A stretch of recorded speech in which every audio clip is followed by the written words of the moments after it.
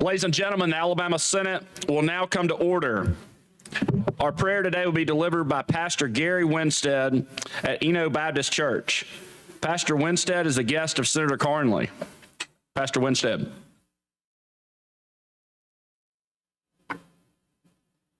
Let me just say what a privilege it is to be here this morning in your presence, and I want you to know that we often pray for you and lift you guys up and ask for God's deepest wisdom within your heart. And let's pray together.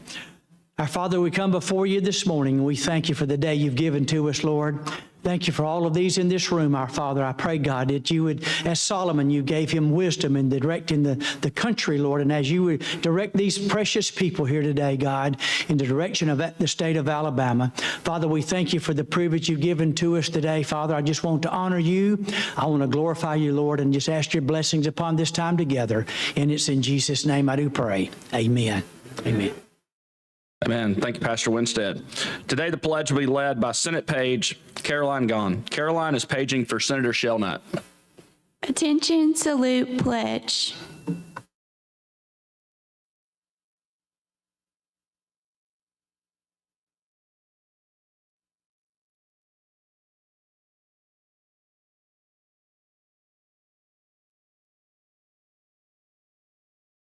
Thank you. Secretary, call the roll.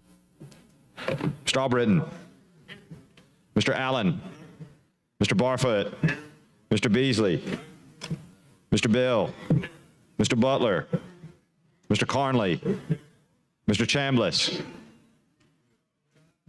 Mr. Chastain, Ms. Coleman, Ms. Coleman Madison, Mr. Elliott, Ms. Figures, Mr. Gavan, Mr. Gudger, Mr. Hatcher,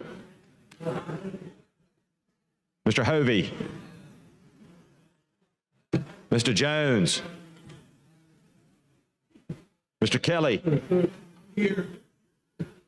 Mr. Livingston, Mr. Melson, Mr. Orr, Mr. Price, Mr. Reed, Mr. Roberts, Mr. Schofield, Mr. Sessions, Mr. Shelnut, Mr. Singleton, Mr. Smitherman, Mr. Stewart, Mr. Stutz, Mr. Wagner. Aye, here. Ms. Weaver. Mr. Williams.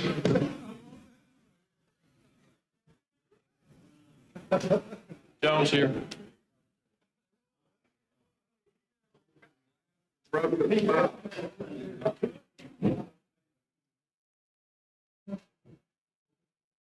Ladies and gentlemen, we have 31 senators present, which is a quorum. The Senate is ready to transact business. Mr. President, Senator Wagner. move that we excuse absent senators. All right, any objection? Hearing none, so ordered. Senator Wagner. President, move that we dispense with the reading of the journal from the previous legislative day and that we adopt said journal. All right, any objection?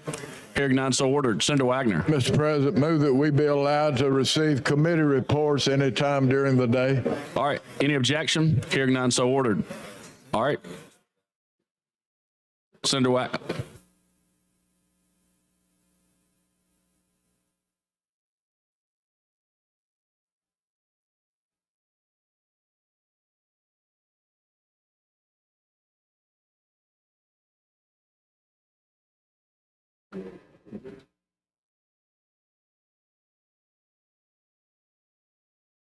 Mr. President, Senator Wagner. I have a report from the Committee on Rules. All right, Secretary Reed received the report from the Committee on Rules.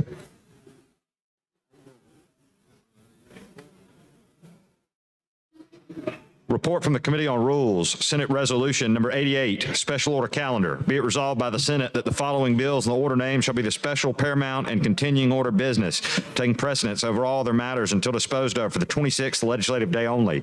On page 37, House Bill 126 by Representative South relating to the Medicaid Emergency Reserve Fund. On page 36, House Bill 465 by Representative Reynolds relating to appropriations. On page 37, House Bill 127 by Representative Warren relating to the Children's Trust Fund Appropriation Bill. On page 39, House Bill 154 relating to state employees. On page 39, House Bill 155 by Representative Hall relating to the Coalition Against Domestic Violence. On page 39, House Bill 125 relating to the Supplemental Appropriation Bill. On page 41, House Bill 124, State General Fund. Mr. President, Senator Wagner. move that the Senate adopt the reports of the Committee on Rules. All right. President, Senator Smitherman, could I be recognized to speak on it? you're recognized. Okay, thank you. I think, where my friend back here? There you go. Look, I need a spreadsheet, so when I come up here, you can, when you kind of, some information, you know how it is when you're talking about these, because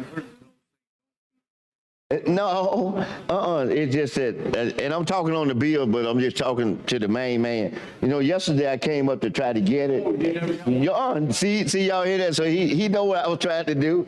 I never did get it because you were working, and after that we had a committee meeting. So that's it. So I can honestly ask good questions. And no, it's not no filibuster, nothing like that. I just really want to know. You see what I'm saying? I want you to know that. It's not nothing like that. This up there. This is what I'll be Okay. using to. Okay. Say general. Well, I'm not finna ask anything now. I just stopped this moment to ask what you just heard me ask. So when I go up there, I want Get one for you. to. Okay, you see what I'm saying? Yeah. So I'm finna stop now. So you can go and come, but if I come up right when you call the first one, We'll get them all up here. I got you. Okay. All right. Thank you. Thank you, Mr. President. Thank you.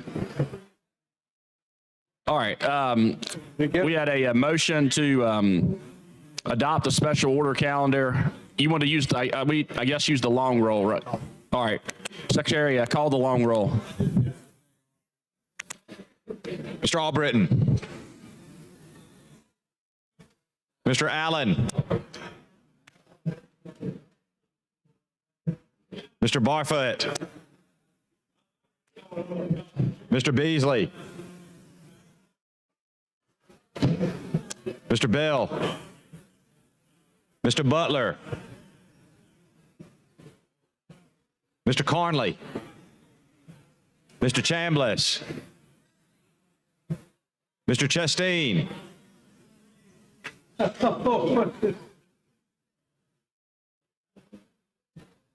Ms. Coleman. Ms. Coleman Madison. Mr. Elliott. Ms. Figures. Mr. Gavan. Mr. Gudger. Mr. Hatcher. Mr. Hovey. Mr. Jones. Mr. Kelly. Mr. Livingston. Mr. Melson. Mr. Orr. Mr. Price. Mr. Reed. Mr. Roberts. Mr. Schofield. Mr. Sessions. Mr. Shelnut. Mr. Singleton. Mr. Smitherman. Mr. Stewart. Mr. Stutz. Mr. Wagner. Ms. Weaver. Mr. Williams.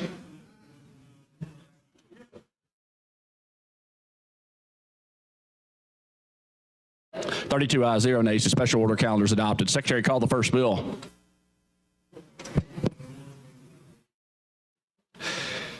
On On page 37 of the calendar, House Bill number 126 by Representative South relating to Medicaid, the Medicaid Emergency Reserve Fund. BR pending. Mr. President, Senator Albritton.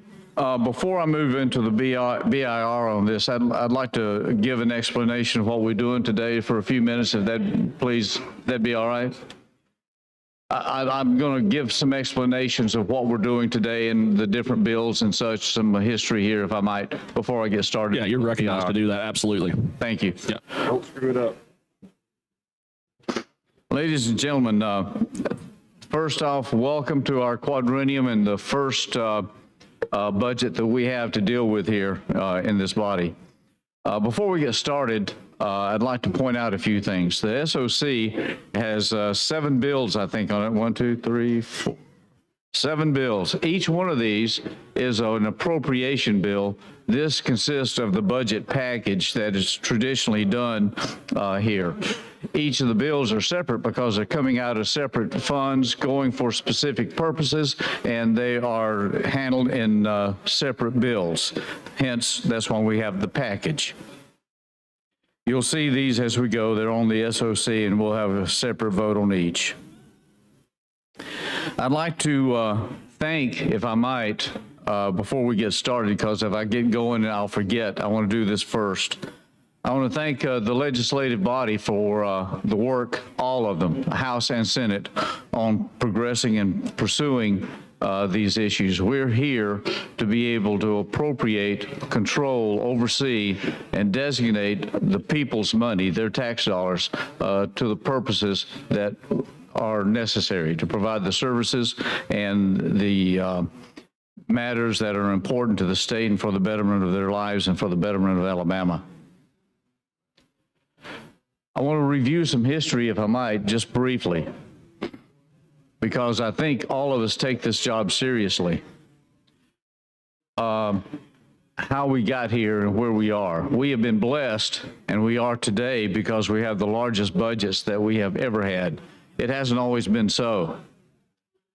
But some of the differences that we have made in Alabama to improve our state is, for number one, in my short tenure here and a little bit since I was first elected to the Senate in 2014, we today have more state troopers on the road than we've had in a long, long time. We went for a number of years with mental health declining, facilities closing, people left out without treatment, and simply no way to be able to deal with those matters of those that are in need with health, mental health. We have, in the last 5 years, we have almost doubled the funding in mental health. We have built numerous facilities throughout the state, and we've also provided people to serve in there. We've renovated Taylor Hardin. We have built crisis centers. We have even done expanded out into other areas so that mental health now services are beginning to reach out to those that are in need. We've done a lot of state park funding. We've gone through and improved the state parks, not just at the Gulf Shores and that area, but also throughout all the campgrounds and rivers and streams that we've had. In fact, we are continuing to have a bond that has been passed that's going to improve our parks substantially. We've done roadways and bridges and highways in our state, expanded those out, not just on the state level, but locally. In one area, we paved a road, 14-mile road that hadn't been paved since 1929. I know that because Jabo told me.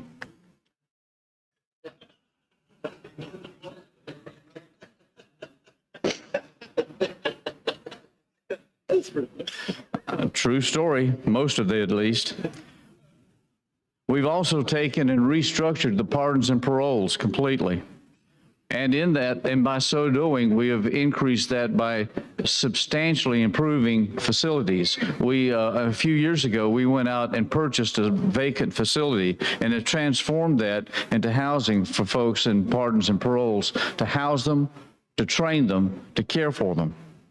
We've also gone further, and we've even taken a facility and have now a female facility under pardons and paroles, where we can also do the same things, training them, housing them, keeping them safe, and preparing them for life.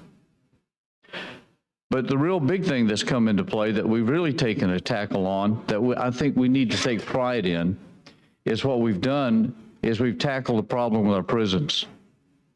I know it's a very unpopular matter, but we have gone for almost 50 years or more without constructing a prison, and they've been falling apart. We've closed prison after prison after prison. Meanwhile, our population remains steady. We were up to 25,000 imprisoned. We're now down to approximately 20,000. I think there's probably some more out there that may need to go in, but you know what? We got to have a place to put them. What we've done is we've tackled that situation. We now have under construction a brand new prison, first time in more than 2 generations or more, that's going up presently. Took us years to find a path to get to that. Took us a while to get the funding on it. And it even took a while for us to get started. But that plan is moving forward. Soon we will have the prisons there. We will be able to house them safely. The guards will be able to go home at night. They will all be safe, safer.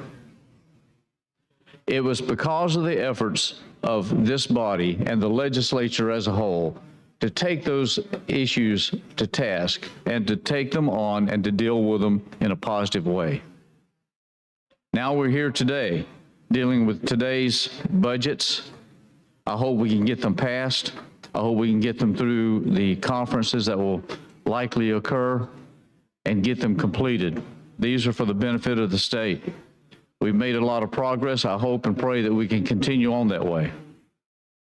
With that small dissertation, Mr. President, I'd move for passage of the BIR on HB 126, and I think we need to use the long roll. All right, Secretary, call the long roll. Mr. Albritton. Mr. Allen. Mr. Barfoot. Mr. Beasley. Mr. Bell. Mr. Butler. Mr. Carnley. Mr. Chambliss. Mr. Chastain. Ms. Coleman. Ms. Coleman Madison. Mr. Elliott. Ms. Figures. Mr. Gavan. Mr. Gudger. Mr. Hatcher. Mr. Hovey. Mr. Jones. Mr. Kelly. Mr. Livingston.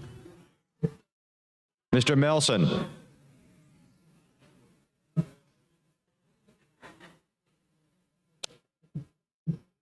Mr. Orr. Mr. Price.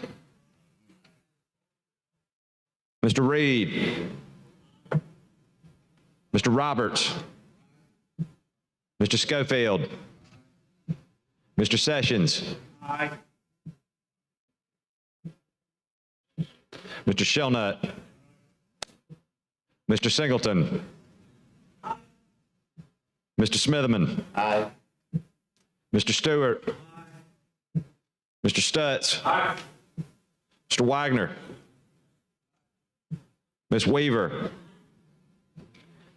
Mr. Williams.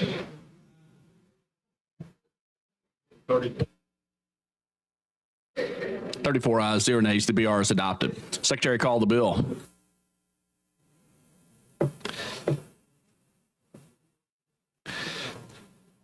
On page 37 of the calendar, House Bill number 126 by Representative South relating to the Medicaid Emergency Reserve Fund.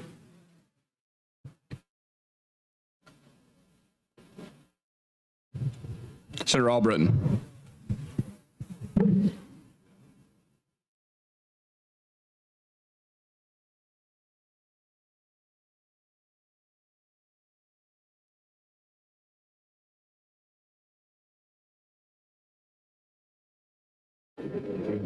Thank you. Mr. President, Senator Albritton. HB 126 is a Medicaid Emergency Reserve Fund. Currently, Medicaid has got money set aside to cover unexpected issues dealing with coming out of COVID and such. What this bill does is set up a formal savings account to give accountability and also openness and clarity to it. With that, if there's any questions, if there's not any questions, I move for passage using previous rule without objection. All right, any objection? Hearing none, so ordered. Mr. Albritton. Mr. Williams. 34 ayes, 0 nays. House Bill 126 passes. Mr. May we recognize? You want to point in personal privilege? No, I'll either way, I'm on. Can we call up the next bill, then you want to talk on it? That's or- fine. Okay, all right, Secretary, call I the didn't next get a bill. chance to ask you, so I'm on. On page 36 of the calendar, House Bill number 465 by Representative Reynolds relating to supplemental appropriations, BR Appendix. Mr. President, Senator Albritton. I'd move for passage of BIR using previous rule without objection unless my colleague needs. I'd like to be recognized. All right, Senator Smitherman. All right, thank you. How much money was going to be involved with the one we just passed? I mean, I was going to vote for it, so it's kind of after the fact because I was doing something I should have been doing this, but no, it's not. It's not your fault.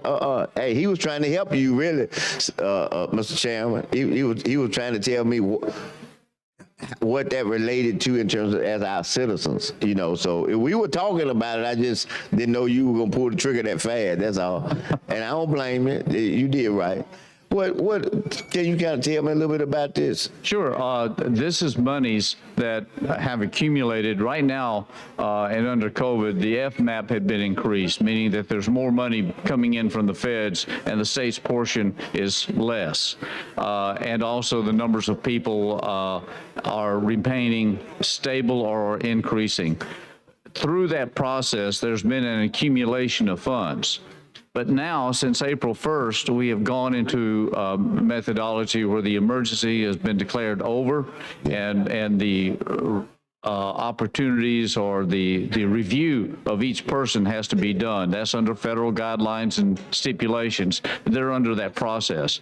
But through that system, there's been an accumulation of monies that's approximately $89 million. I think that's what it was.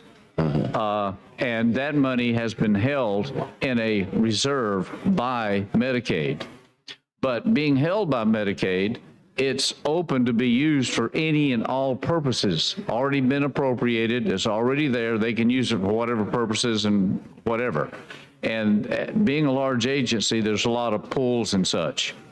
This is at the request of the Medicaid agency itself, that we set up a separate account, savings account, that we can take these funds and put them in so that there is an accountability there, so that there's a restriction of usage, and also so that there is a control over it. So we're providing this at the request of Medicaid so that they can remain in handling these funds appropriately and giving them some accountability on those monies.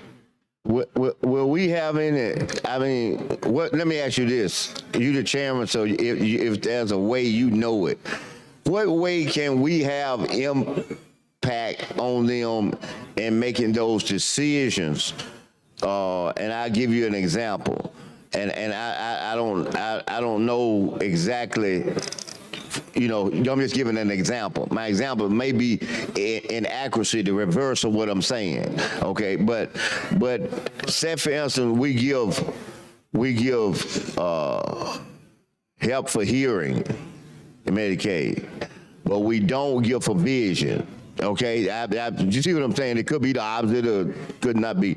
Then how could we have an impact that they'll start with this extra money while you got it, be able to step out and say, okay, they get them to do a cost analysis of what it would cost, analyzing it, and then in relationship to the money that they have, and to see that we could get them to expand services.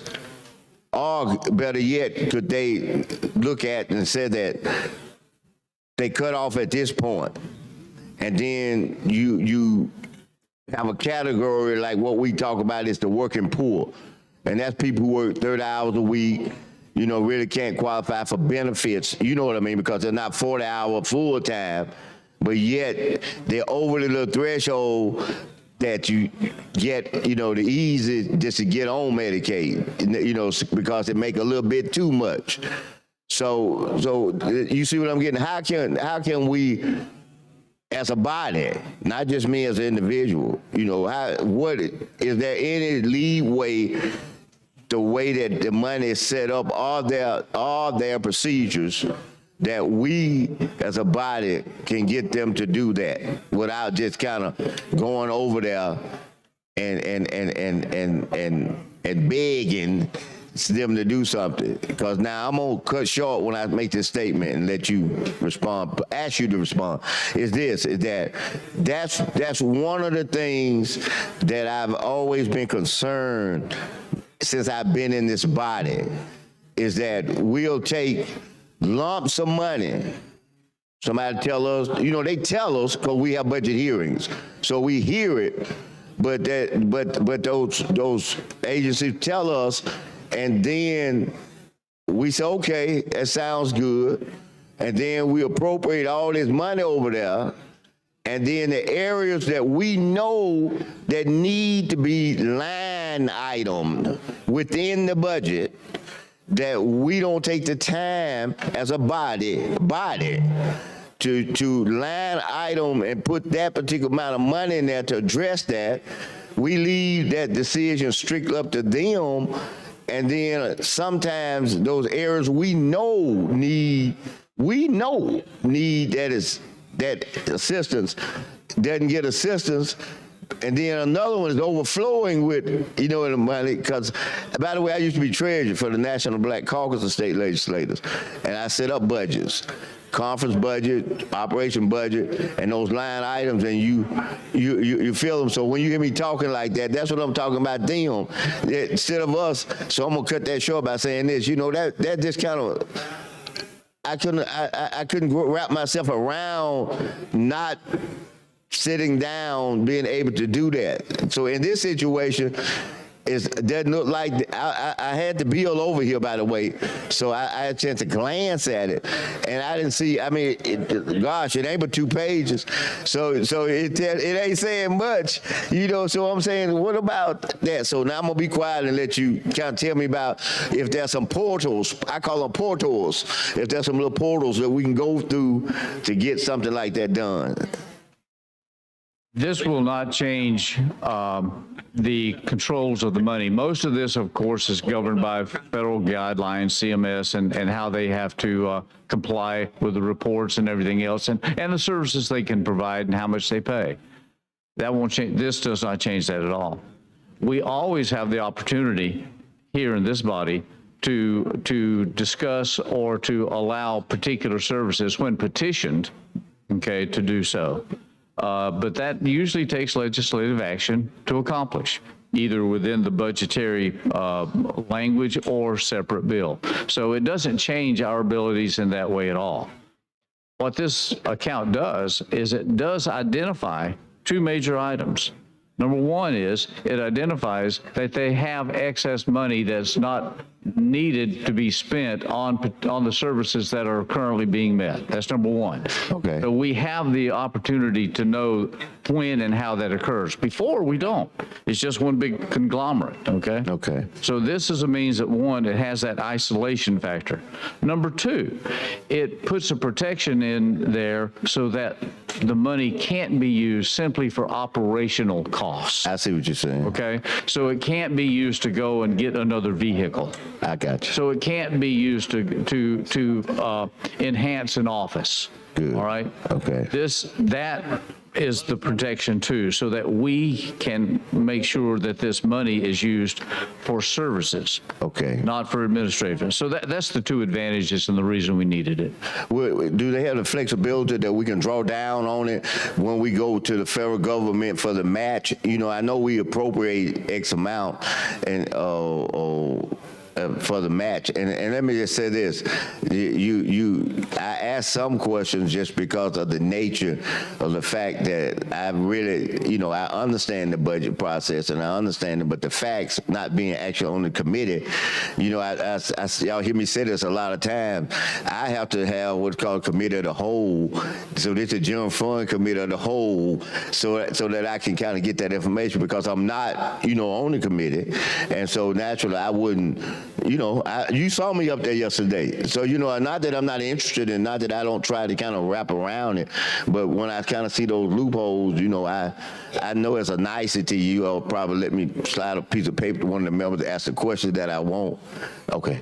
That I want, ask me, and I appreciate that. So I want to let everybody know, no, I don't mean like I think I'm left out. It's just that not being a part of it, sometimes it's hard to wrap around it. So that's my reason for asking that, though. But so that's getting back to what I was saying about the match. If we have a certain amount that we have a window, because about this. You the chairman. All right, time's expired on the BR. Did you want to use the long roll in this or short roll? No, let's use the short roll. All right, any objection? All right, hearing none, so ordered. Mr. Albritton, Mr. Williams. 35 ayes, 0 nays. The BR is adopted. Secretary, call the bill.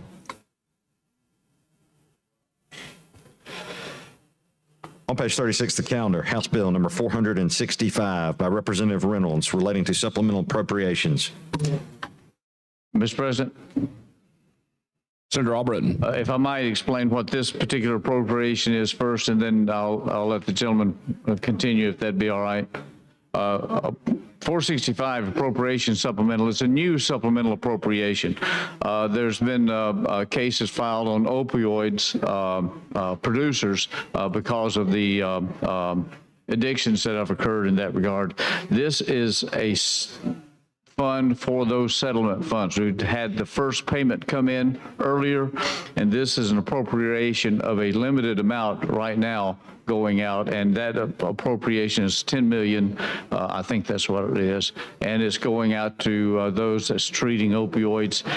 We're also, well, I won't get into that. That's what this bill does for that. We'll have, every year, we'll have this coming up unless the opioid funds expire. And with that, I'll invite questions. Mr. President. Senator Smithman. May I be recognized? You're recognized. Question. Thank you. How much is the overall fund? I'm not just talking about our part. I know it's got to be some big fund. How much? Do you know how much it is? Are we talking about the opioid funds? Yeah, the federal. I said federal, the national fund. I guess that's just the words I'm using. I do not know how much the national is. Our portion of the first payment was $28 million. Okay. All right, and there's at least 4 or 5 other expected settlements along the same line will go into the same fund. I see what you're saying. So those settlements, thank you. Those settlements could vary based on those individual court settlements that the parties reach. Yes. And then based on that, whatever the formula is used, we'll get that amount that we come to us as a state. Correct. Okay. All right. Now, what limitations do we have, or what flexibility do we have in using this money? The main criteria that we have at this point, it is for the purpose of dealing with opioid addictions and those folks that suffer from that, treatment and of those individuals. Okay. We are setting up, in fact, I think there's a resolution that's coming forward to set up a body of mental health professionals that can guide us, give us guidance on further appropriations. We needed to get some of this money out to pardons and paroles and mental health, basically, to begin this treatment because we know we already have them. That's right. But we're going to set up this body that will give us guidance on how we can further and best use these funds. Well, let me say this to you. I applaud the approach that's being taken to mental health. I'll tell you that once upon a time in my life, I had a chance to be a volunteer at what's called a transitional home. Do you remember those? No, sir. Okay, you. I'm too young. I love it. but what that was this. We had Bryce. You remember Bryce? And when they were released from Bryce, they had to go to this transitional home because it was to kind of get them transitioned into getting back into society. And one of the things that would happen there is that one of the things that's the hardest with people who may have some of those type of mental illnesses like paranoid schizophrenia or something of that nature is that when they take medicines, they get to a point where they sometimes don't think that they need to take that medicine anymore. And as such, they begin to kind of slip a little back. And sometimes that you had to make sure that you knew where they were, or you had to bring them back to where you could get them on track. I used a nice word by saying that where they had to go get a tune-up, where they had to kind of bring them back up the baseline. And usually it would take about 6 months. It'll take about 6 months to kind of get them to transition so that they could kind of see the real importance and necessity to do those certain things that they were doing that allowed them to be released. So I'm gonna wait till he gets through talking, but I'll just put this on him because I know he's listening. Being a lawyer, he can hear and talk at the same time. Is that I'm wondering, will this money be able to be used to, if we don't have them, to establish a transitional program? It doesn't necessarily have to be at some home. It may be at one of our medical facilities, or in one of our regional medical facilities if we're in a general rural area where we have a regional facility. But do you think that money can be used for that purpose? Possibly. I'd like to wait to see what this committee that we're setting up is going to give us guidance on as to whether it could or couldn't. I'd like to find out how the best use is by the professionals first. Will that bill have a layout of the committee that you're talking about that's going to be set up? Yes, sir. In fact, it's a resolution that's coming up. It'll be up the next day or so, I'm sure. All right. Would you, if they come to you and talk to you or have to have your blessings on it, would you make sure that we have built in institutions that would, number one, assure that we would have diversity? And when I say institutions, I just give you an idea of what I mean. I'm not saying this institution has to be the one, okay? But you'll see what I'm saying. First of all, naturally, that we will possibly have some diversity language in there to let them know that this is the intent, that we have diversity. And then the second thing, that just take, for instance, like we have organizations that's the Black Doctors Association, like, you know, the Black Nurses Association, even though they have separate groups, and those groups have members that merge into both groups. But you're assured that from that the chances are greater that you're going to definitely have some African American representation on there, because, you know, mental illness go across all them lines we talking about, you know, and as such, it may be helpful to have a broad perspective, you know, as they look into these situations. So I would hope that when it comes, that it would reflect what I just shared when it's presented to us to know to take up at that particular time. I would hope so. I believe it does, and it's coming out of the House, so I think it'll go through that scenario also. Okay. Yeah, but I agree. We need to take a look and make sure we get that base covered. All right. Well, with that, now what does this one do? This bill right here. This appropriation that we're talking about? Yeah, this one right here. Yeah, the opioid, the 465. Oh, yeah, okay. what yeah. But I forgot we transitioned out of the Medicaid into this. Yes, sir. Okay, we out of it. Well, look, I'm yielding back to you, and you just do your thing on this one. Go right on. All right, thanks, Senator Smotherman. Senator Albritton. Mr. President, I move for final passage for HB 465 using previous rule without objection. All right, any objection? Hearing none, so ordered. Mr. Albritton. Mr. Williams. 35 ayes, 0 nays. House Bill 465 passes. Secretary, call the next bill on the calendar. On page 37 of the calendar, House Bill number 127 regarding the Children's First Trust Fund. BR pending. Mr. President, Senator Albritton. move for passage of the BIR using previous rule without objection. All right, any objection? Hearing none, so ordered. Mr. Albritton. Mr. Williams. 35 ayes, 0 nays. The BR is adopted. Secretary, call the bill. On page 37 of the calendar, House Bill 127 by Representative Warren relating to appropriations. Mr. President, Senator Albritton. this bill, Children's First Trust Fund appropriation, is every year we come through and it's money that's going to the Children's First program. We simply appropriate this money so that it can get to that target and be used. With that, unless there's comments. It is. I was trying to get them to bring the bill. Does it have any other specifics inside how many pages is the bill? They're going to get it from me, but that's Okay.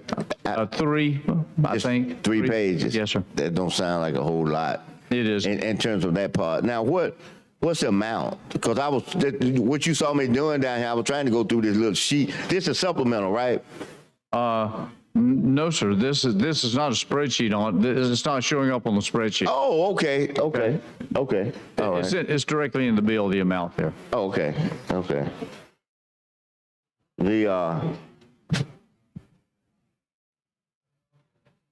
What entities do you know by heart? What entities? I don't know them by heart, but they're well established. They've been there for years, taking care of the services that's there. I got a board member here. He's got a ready wealth of knowledge about that, so he Excellent. shared it with me. Excellent. It's a lot of people.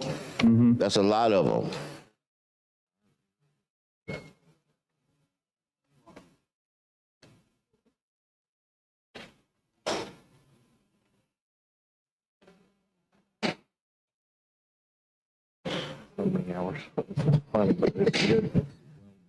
Okay. What's the procedure? What's the procedures for agents that being considered in this? I guess in the circle of agencies that it is. What is it? Is it some central place they can look? You know what I mean? Is it the Medicaid office right here? I'm not saying it's Medicaid. Is it over here at this office, or do these people? I know he's been on the board. Yeah. If I can answer the gentleman's question, Please. it's a Yes. block south of here, and it is a well-oiled machine, and we take care of children, work with fatherhood. We get federal money as well as state money, and the whole goal, there's never enough money for anything, right? But we are impacting children throughout the state in multiple agencies, and it is run incredibly well. That's what I'd say, sir. All right. Now, if a new person, an organization wanted to be a part of it, what is the procedures? It's a thorough procedure that we use to bring in new groups.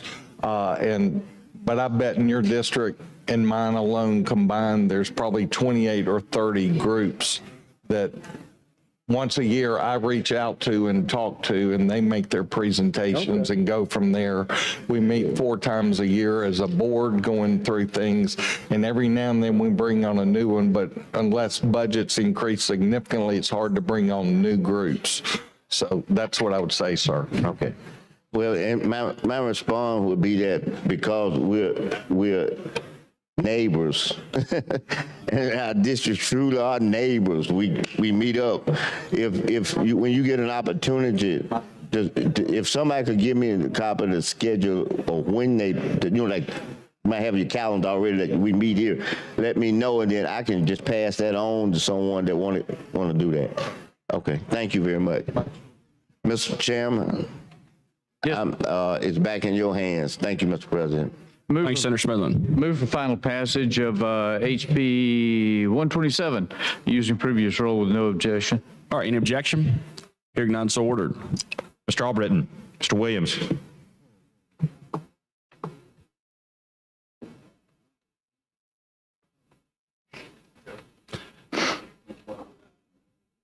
$35 ayes, 0 nays. House Bill 127 passes. Thanks, Senator Albritton. Secretary, call the next bill.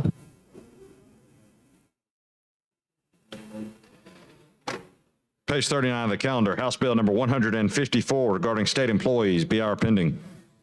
Mr. President, Senator Albritton. move for passage of BIR using previous rule without objection on HB 154. All right, any objection? Are you objecting or are you just? Oh, no. Okay, all right. No All right. objection. Hearing none, so ordered. Mr. Albritton, Mr. I was trying to Williams. get a bill.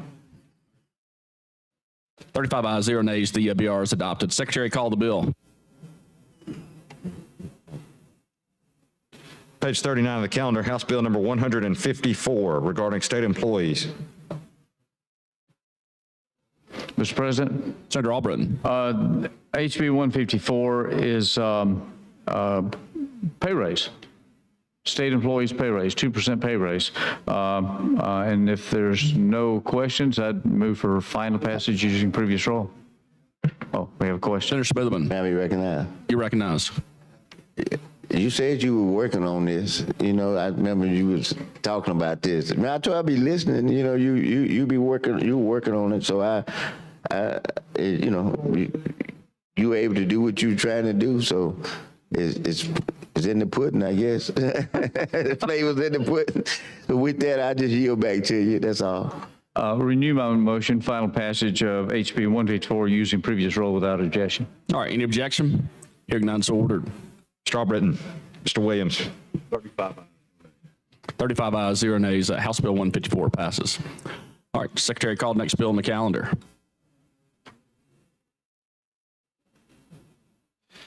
On page 39 of the calendar, House Bill number 155 by Representative Hall relating to the Coalition Against Domestic Violence, BR pending.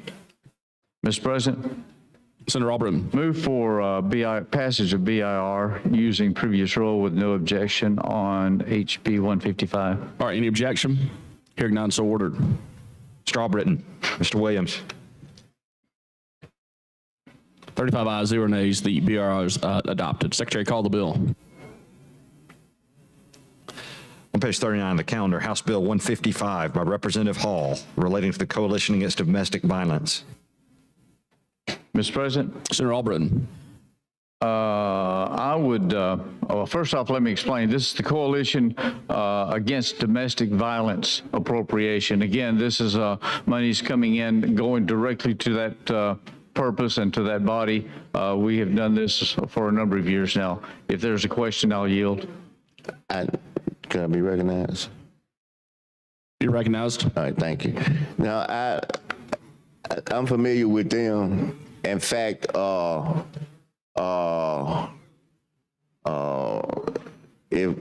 know they had that. I don't know if she's still the director or not, but I'm sure you're familiar with Ms. Cowan, Mr. Chairman. Yes, yes, sir. You familiar with her, aren't you? Yes, sir. Yeah, she's been doing it for years, and she's been doing an outstanding job. I mean, so, you know, we got somebody that's working with it who definitely know what they're doing and they do a good job. I think that it's a well-used appropriation. I think it's a well-needed group.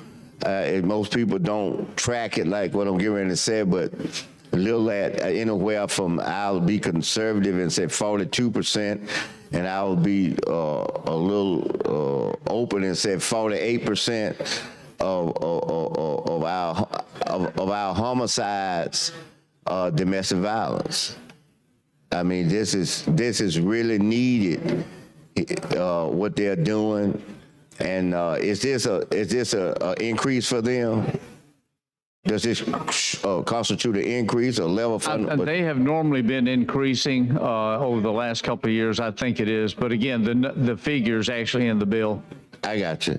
Well, if it is, I think it's well spent. That's what I'm saying. You know, I think if it is, it's well spent, and is at a time where we need many services that they can provide, and we can continue to give the public. So, with that in mind, I'll just shift back to you and do your thing. Thank you, sir. With that, I'd move for final passage of HB 155 using previous rule without objection. All right, any objection? Hearing none, hearing none, so ordered. Mr. Albritton, Mr. Williams.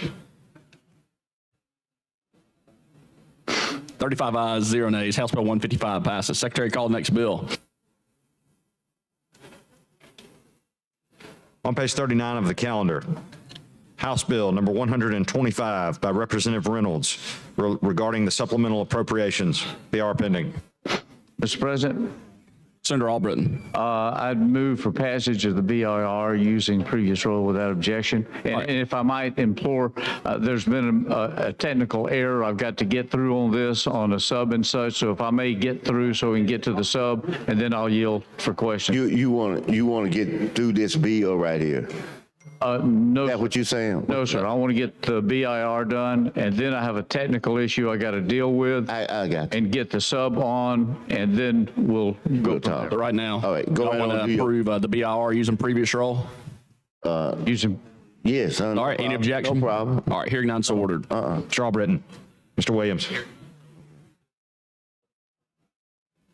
35 ayes, 0 nays. The BIR is adopted. Secretary, call the bill. Page 39 of the calendar, House Bill number 125 by Representative Reynolds regarding the supplemental appropriation. Mr. President, Senator Albritton. as I mentioned earlier on, I made an error in committee yesterday, okay? In that I failed to get, we handed out, we passed out everything, but I failed to make the proper motion to adopt a substitute in the committee. So I'm here today with that substitute, and I present it across. All right, Secretary, read and receive the substitute, please. Substitute for House Bill 125 by Senator Albritton. Mr. President, Senator Albritton. again, what I did is fail to get that motion done. Today, I'm here to present this sub. There's no changes in what we did in the committee. The spreadsheets that we have up here that you have on your desk now is that substitute. It is the one that we discussed in the committee. There's no changes with that. So with it, I'm ready to move to adopt the sub using previous rule with no objection. All right. Are you objecting, or you want to speak on the bill, Senator Gavan? All right. Then you're recognized, Senator Gavan.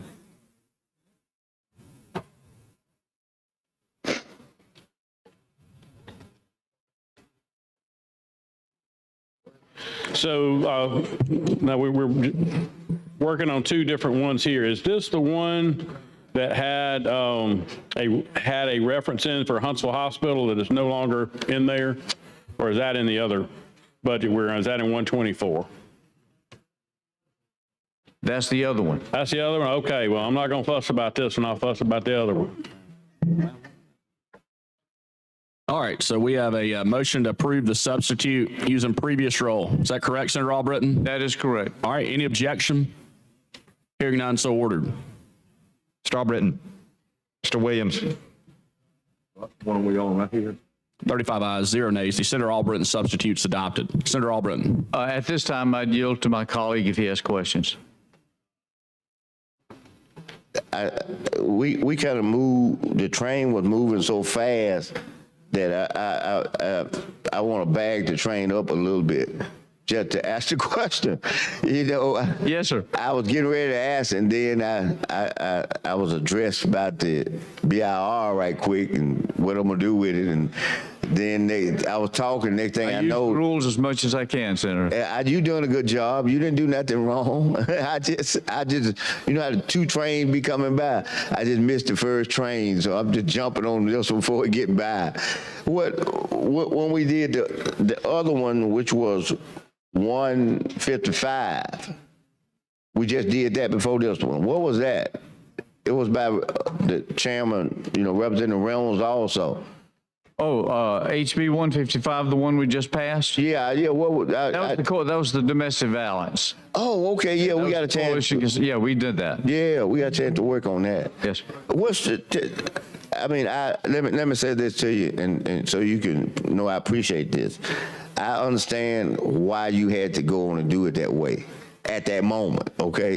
Okay, I understand. So we passed. I wasn't there anyway, but it's nice to know. It's a good feeling, so I don't have to ask no questions. I understand hey, as a little children say, I understand what the deal is. So that's no problem. But in this, so this is that. This right here. This is the sheets. This is just the language that go with the spreadsheets. This is sub. Yes, sir, but is that 124 or is it 125? We're on 125. Okay, this 124. Yeah, I need exactly. That's coming up next. So we on 125. Yes, sir. Can y'all? I need 125. Oh, the sub. Okay, you need it back. Oh, I'll give it to you then. Okay. Oh, okay. Thank you. Oh, so this is the spreadsheet. Oh, the little one. This is the spreadsheet, right? Oh, okay. Okay. Oh, thank you. Let me get me one of them. You got extra? Okay. They got another one up there. You want me to get it? Okay.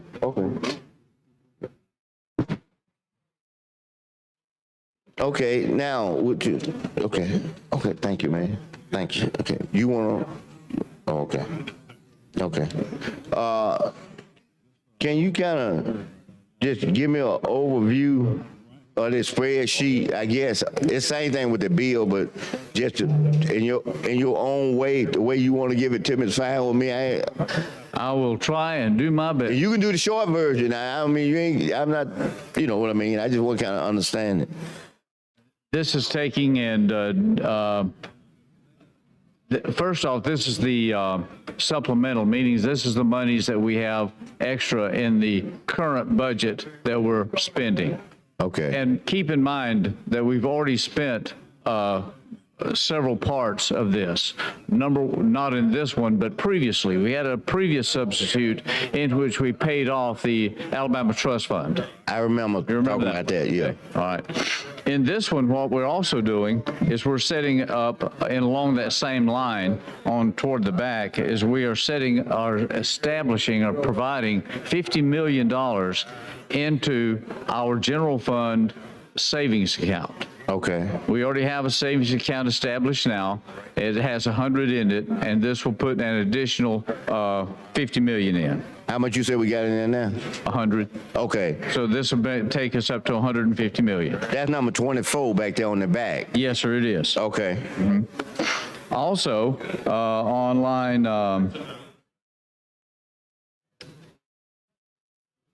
we're also taking in and paying off some bonds.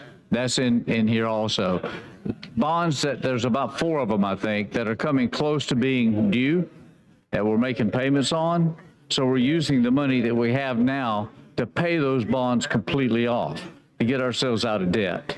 Okay. So the first avenue that we're trying to do here is to take care of the debt that we owe and save for the future. Okay?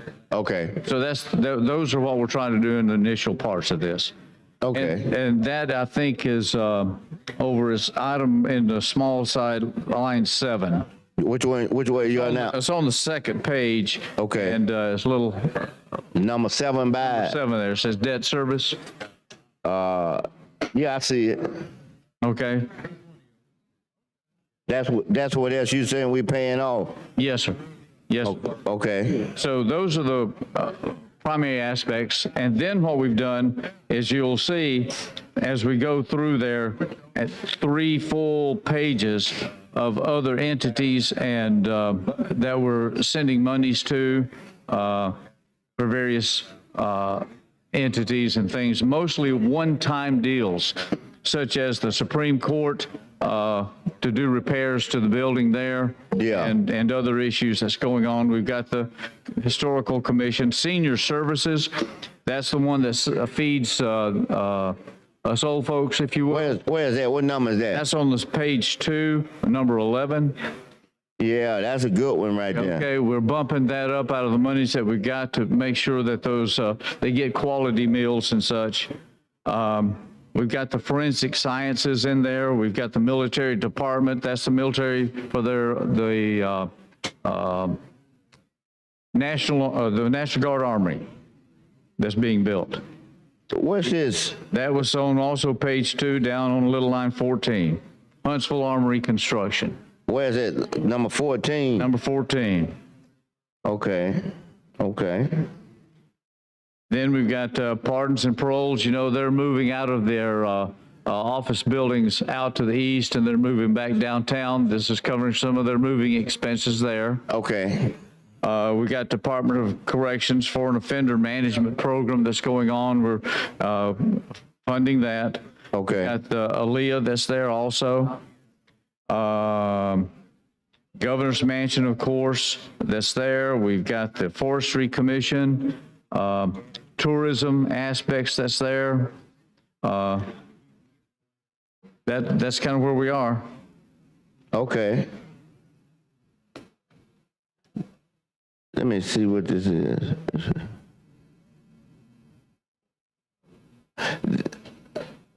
Oh, okay. Okay.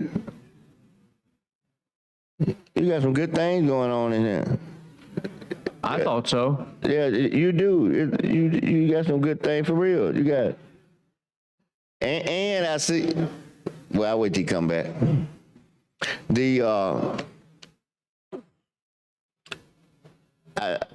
I noticed that. And I see where you took a stab at trying to address a couple of problems in here. One in particular, indirectly, you shared with me, and so that's why I said it that way. I see, you stabbing at it. You trying to get it. You trying your best to get it, and I admire you for it because you still trying to. You're not there yet, so I'm familiar. You know what you're trying to do. You're not there yet, but I think you're doing the right thing. Is what I'm saying. Well, I think we're doing the best we can. The committee members and I, all 16 committee members, we've met individually and together to talk about this. We have spent a great deal of time, in my mind, discussing and trying to find the proper path for Alabama with the funds that we've got. Yeah. Well, I'll tell you, I can see the work you put into that. And so with that in mind, you get some kudos. And I turn it back over to you regarding that. But I mean, I think some people behind me have some questions. I'm gonna yield the mic to them so they can. That's fine. And I'll come back when we get on the other one. I'll welcome to hear from you again. Okay. All right. All right, Senator Van. Just so I can be clear, are you wanting to yield the mic and him be on your time? No, well, I didn't have time. I'm having discussion with him about this. I'm not filibustering. Okay, all right, just making sure. I just let you know. I know, but we still just got to do everything right, Bob. Unless I would do the honor of removing confusion. That if I was get to the filibuster, I would recognize you and say that. And when you recognize, I just want to make sure I'm doing it the way you want. Oh, you are. All Thank right, you. okay. You do an outstanding job, Mr. Lieutenant. All right. Thank you. Thanks, Senator. All right, Senator Van. Thank you, Mr. President. And first of all, Mr. Chairman, you've got an almost thankless job. Because, it's always around here, Does that mean you're not going to thank me? Not right now, no. Okay, just check. I mean, it's like, well, you showed love over here, but you just threw me in a ditch over there, and it's kind of got to be like whack-a-mole in a way. You knock one thing down and then something pops up over here, because we've got, unlike the federal government, we've got a certain pot of money that we can spend, and we need to be fiscally responsible and prudent. And I appreciate and admire your efforts there, and beauty's in the eye of the beholder. It is. There's a lot of good needs out there, and I have people, come to me as a member of the General Fund Committee and say, well, we need this, and I'm like, where are you going to take it from? Exactly. I acknowledge it's a good, so I know you've got a very hard things to juggle, and there are some good things that we're doing in this that benefit the whole state. For instance, at the ports in Mobile, That's the coal. That's something that's important and should come out of, my judgment, should come out of this general fund. One concern I do want to elaborate on, I guess, well, a couple. One is not in my district, but it does affect the whole state, is the cut to Taylor Hardin, because that actually still is in construction. And the cost estimates went, just as I'm sure lots of other agencies are experiencing that same thing. They thought they were going to get something done for a certain cost. Everything kind of went haywire under COVID. Labor costs went up, supply chain issues. I am concerned about how we address Taylor Hardin's situation. I'm also, on the forensics lab in Huntsville, which we built that building, and now we need to equip it. And that also serves I was thinking it was just North Alabama, but actually serves the whole state. And I would like to see some work in that arena. And I must confess, I am disturbed about the World Games. I know there was a $5 million request there. Right now it's a $2.5 million, but that's something that some other folks undertook, didn't manage well. And with all the needs we have, I really hate for us to be part of that bailout. So those are my comments about it. But thank you for your work. And I know, again, you're getting beat up from a lot of different angles, because everybody wants their project. Everybody wants something for their part of the state. And again, I admire you for the work you're doing. Thank you. Well, you're kind to say so. My tagline is that I enjoy this more than a sane man should. So that puts me into question.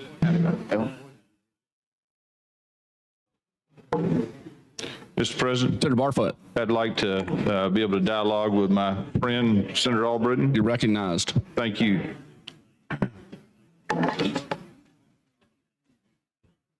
Senator Albritton, I appreciate the opportunity to dialogue with you. I want to congratulate you and tell you, in some respects, I have a better appreciation of what you deal with, what you've had to go through to arrive at this budget. I guess not just this budget, but previous budgets. And I'm sure it's difficult. I can't imagine the strain and stress that it's put on you, and the pull that you've had to endure by your colleagues, by maybe members of the House, by political forces, by your own conscience. We've had a brief conversation before the floor today about some of that. I wanted to have an opportunity to go over some of the supplemental appropriations, maybe highlight some of what's in there, have a discussion about some things that are not in there, and figure out if we can get some answers on that.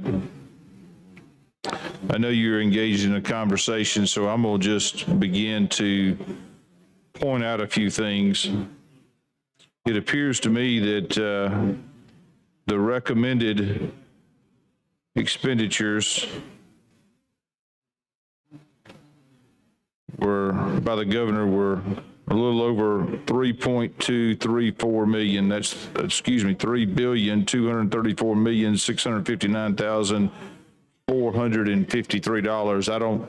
I guess we round up, we forget the 1 cent or the 99 cent, and I'm fine with that.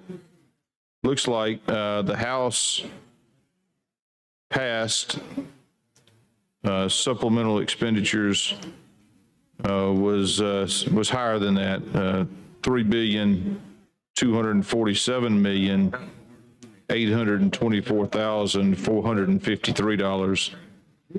And then we've been asked to consider the sub of $3,222,509,453. I'm not the greatest at math. I used to think I was pretty strong in that area, but I haven't. Those are some pretty big numbers. But it certainly looks like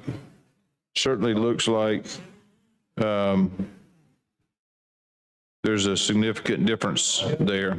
So with that in mind and laying out that of the difference with what the governor recommended, what the House has passed, and then what we are to consider here today, I had a few questions. As I said when I welcome the question, Senator. Thank you. As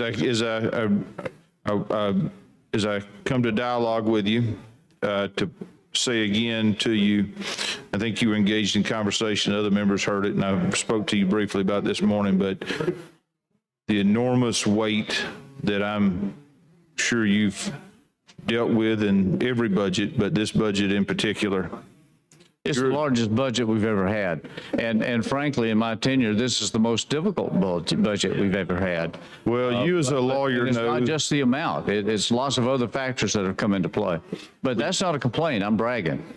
Well, you as an attorney know that sometimes when mama or daddy dies or grandparents, that if there's no money in the estate, there's not a lot of fighting. But if there's a lot of money in the estate, that's when the knives come out, right? Yes, sir. Why did Uncle Joe get this and Aunt Sue didn't? So I think maybe that's where we're at, is there's a significant amount of money in the budget, so it's an opportunity for the knives to come out. And I don't mean my comments to be that I've got knives, but I do have questions, and I'd like to ask you some of those on this budget. Certainly. Or supplemental. So I go through, and I made reference before about maybe what's in here and also what's not in here. And again, I know you've had a difficult chore. I see in here as a highlighted part that forensic science, which is important. We just passed a criminal enterprise bill. A lot of times in those criminal enterprise bills, or excuse me, in the world of violence, there's the need for forensic science, and then the wonderful things that they do. We certainly have a great setup here in Montgomery. I've been able to tour that, walk through there and see the work that they've done. If I might, Senator, may I address that for a moment? Certainly. Forensic science. I'll call attention again to the history of where we were not too very long ago, when Alabama had one forensic lab, one, and it was overwhelmed. Not only the shipment of bodies and such, and the equipment was old, and it was simply almost unfunctional.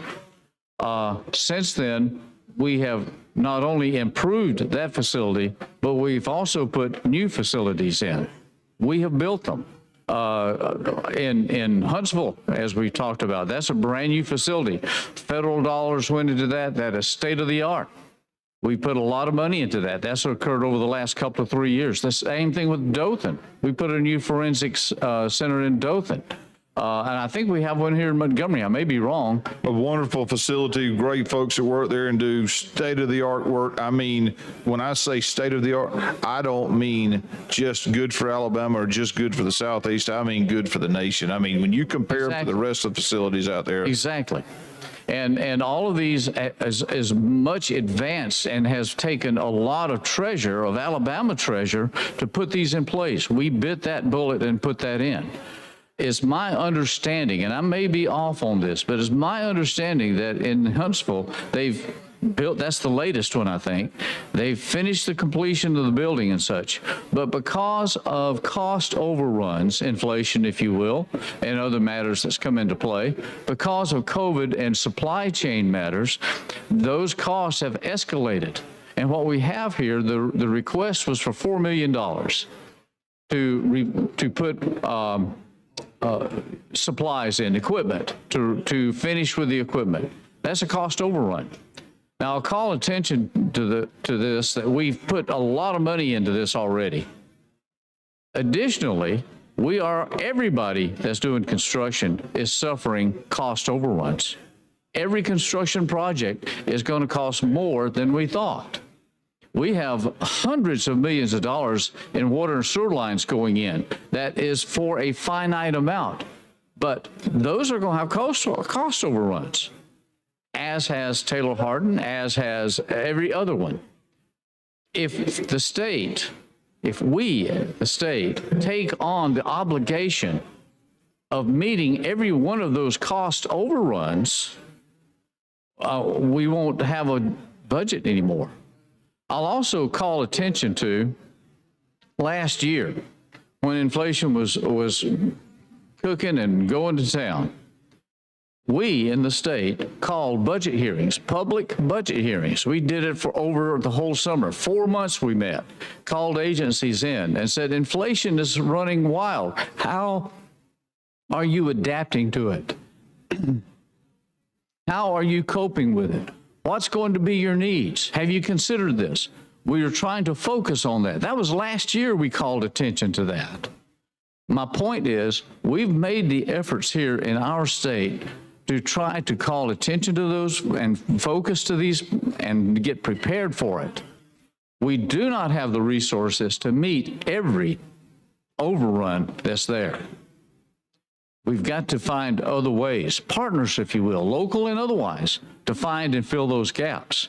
So I'm trying to send a message here that we can't fund everything that we thought we could. We can't take and say the cost is overrun, therefore we have to pay off. We can't do that. We've got to find a way to develop and plan for this. All I'm saying in this part is we can fund part of this. And that's where I came from in that regard. I understand, and I know you know the importance of the lab and the facilities, and to make sure, I don't doubt, I know you know the importance of that, and I appreciate your conservative budgeting approach as a whole on this. I just wanted to highlight that as one of the issues that's in here or not in here. The second thing that I would kind of shift from what's not in there to what is in there, and I see elevator upgrades at the state capitol.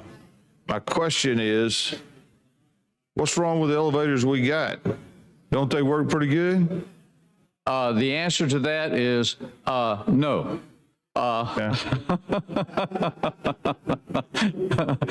Just to walk across the street, you can go to the elevators, yes, sir, and they are covered up with paper. They are some of them do not work. Many, and when they do, anyway, there's significant problems, safety issues with those. Is that an ADA compliance type issue? I'm assuming not just ADA, no.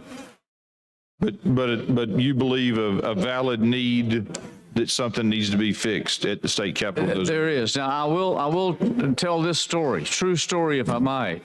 When this came out, and I didn't do this, but there was an individual, a House member, in fact, a brand new House member, saw this and saw this price and said, wait a minute, how can that be that much? And she asked leadership and asked others, and she asked around, and of course, being brand new, she was trying to figure out who to ask. Finally, she called the finance director and asked a question. That brought about a search. That brought about a review. And what it brought about was, okay, maybe it wasn't 8, it's 6. That's where I got the 6 from. Understand. It looks like, I know this supplemental and the budget itself, which we'll get to, is kind of the, it's a gradual assimilation of ideas. It's many parts of the puzzle, and you come through its osmosis of types where you start off here and you get to a certain point, gradually change, your thought process through that osmosis. But I'm going to go back to the supplemental if I could. And talk about what's in there. And I know we've had some conversations, the Mobile Airport Authority and the Port of Mobile. Great opportunities for them. It's great, wonderful. Glad you were able to find. Not in my district, by the way. Not in your district, but I'm glad we were able to find a way to help those 2 important statewide projects out. I know that those were in the ETF supplemental, if I'm correct, Senator. They were originally put in the governor's ETF supplemental budget. That's where they came across from the governor's office. Yes, sir. And I think this body decided that for whatever reason, they should not be in that supplemental appropriation that we sent to the House. Is that historically, am I accurate, factually accurate? I would suggest that the recommendations of the governor were changed. Okay. By the legislature, yes. And one of those changes that's not in this supplemental appropriation is the Maxwell Gateway project. I've stood up here and we've had an opportunity to talk about it as it relates to the ETF. I suspect we will have a wonderful opportunity going forward to continue to talk about that. But it is my concern that that project has not received the funding that is so desperately needed. And let me kind of tie that together about how and why it's desperately needed.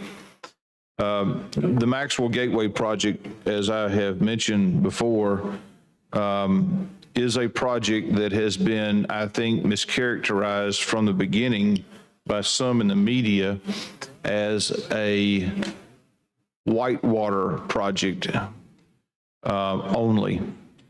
And while that is true, the Olympic-style whitewater project is a cornerstone of the Maxwell Gateway project. It is not the only project that's there. But let's talk about the whitewater project.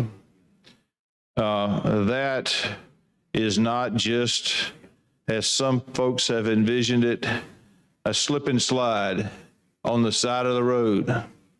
I promise you, if you've seen any drone footage, if you've been able to go down and tour and visit that initial project that's going on, I'll tell you what you would find.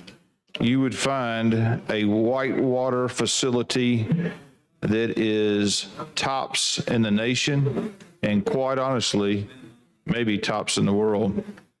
What you'd find is that that facility, that portion of the Maxwell Gateway project will be utilized in many formats or by many folks to include, we have volunteer fire departments across the state who will be utilizing it in an effort to figure out search and rescue.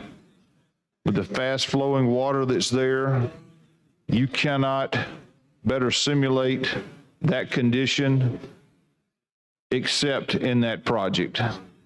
That is a firsthand, without a doubt, opportunity for those men and women and the volunteer fire departments across the state to have real life experience as it relates to saving lives in similar situations.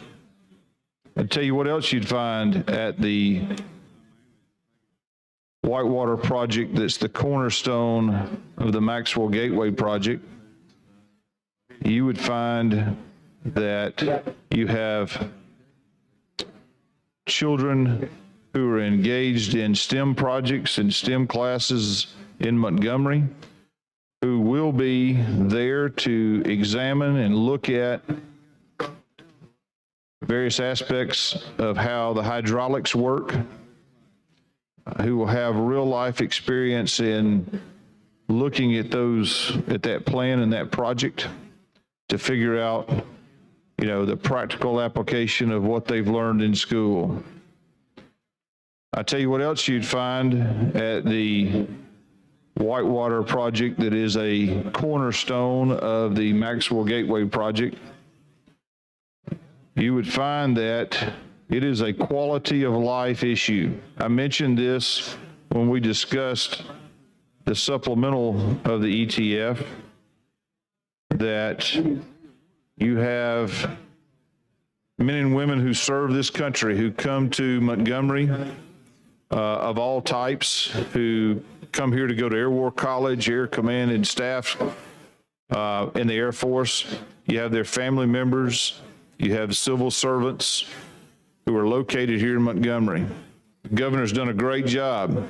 Lieutenant Governor's done a great job trying to make sure that our military forces are taken care of.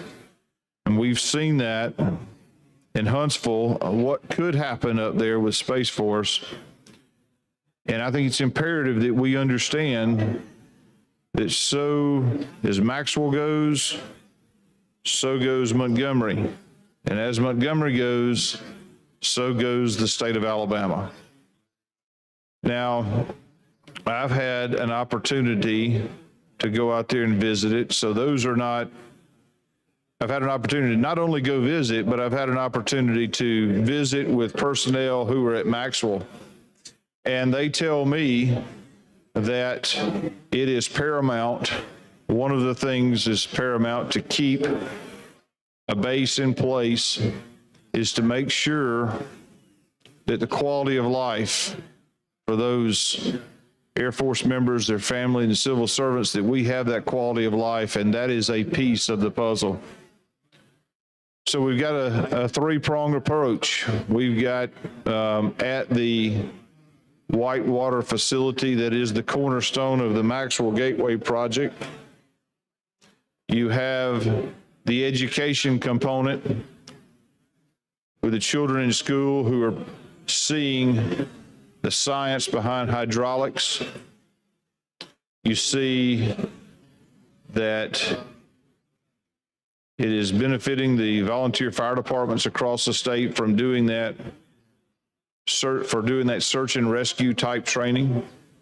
You're talking about the monies that we put in there for the volunteer fire departments, correct? Yes, sir. Mm-hmm. With the local fire departments that come out and are able to utilize or will be able to utilize. Actually, I think there was already some folks out there from volunteer fire departments able to utilize that quick, fast-moving water simulation of what that they may be able to or come into contact with to save someone's life. I think that's very valuable. And I was referencing the children and the school children, Montgomery and the River region, who will utilize that, who are studying science, hydraulics and such, that will be able to go and view that in operation. And then lastly, I highlighted the benefit to our military members who come to Alabama, who serve this nation. And whether they like it or not, they're living in Montgomery. They're living in Alabama, and I hope they love it because we're a great state. We're a military-friendly state.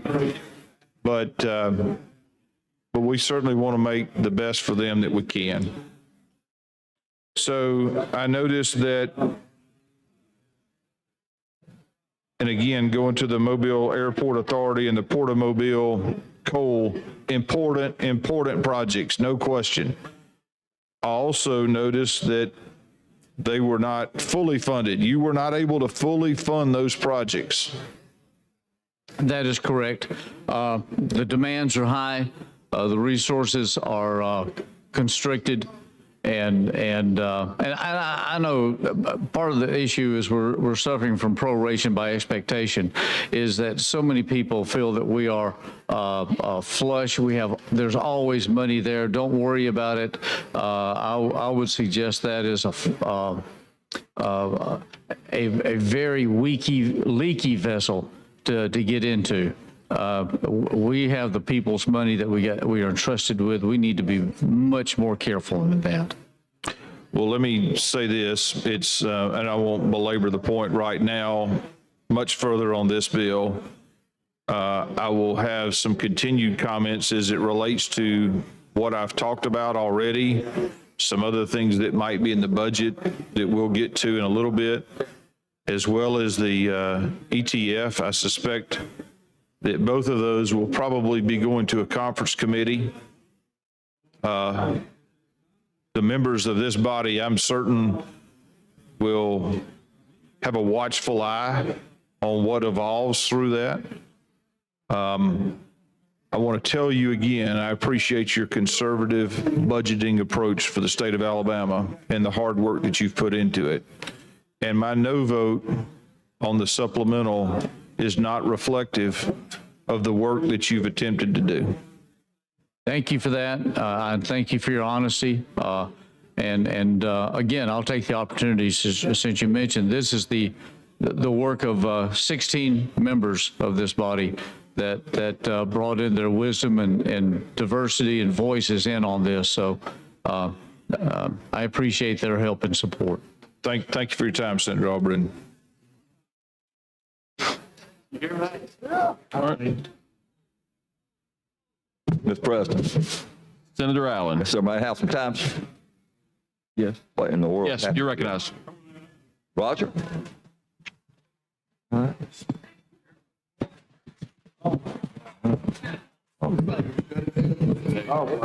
Senator, Okay. did you break Let's the just go with microphone? this. Okay. Is that another supplemental request?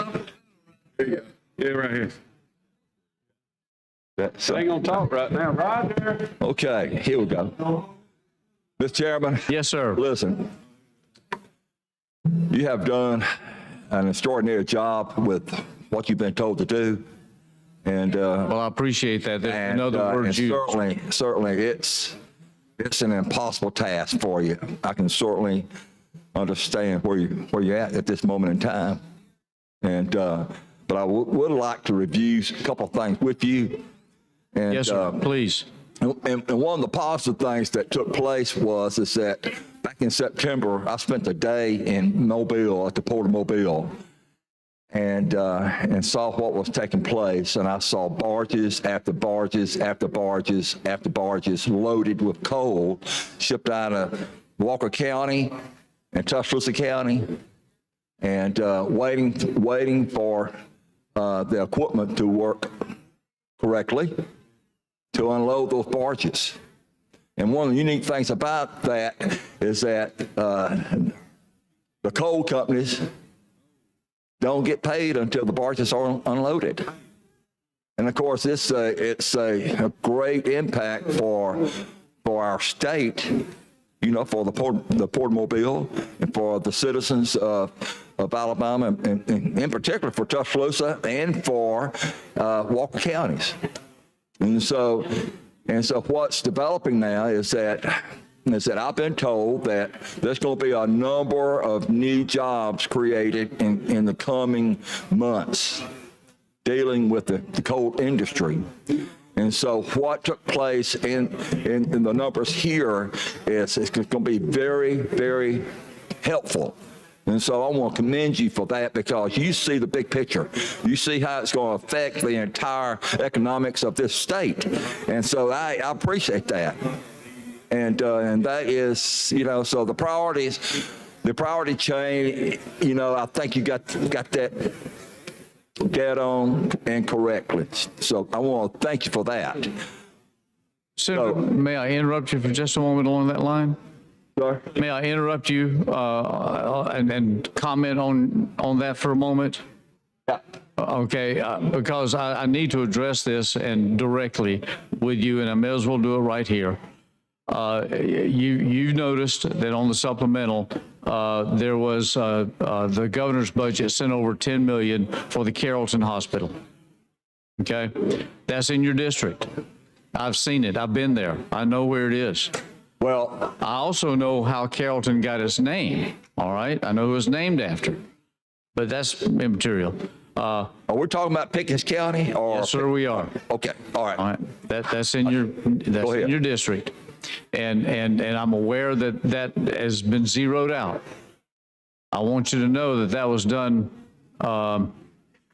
begrudgingly, but the balance and the decision that I went with on this personally was the point that I had to come up with money for the Mobile Port, the McDuffie Terminal, that which you're just discussing.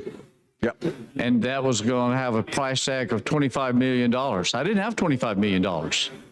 There wasn't available $25 million.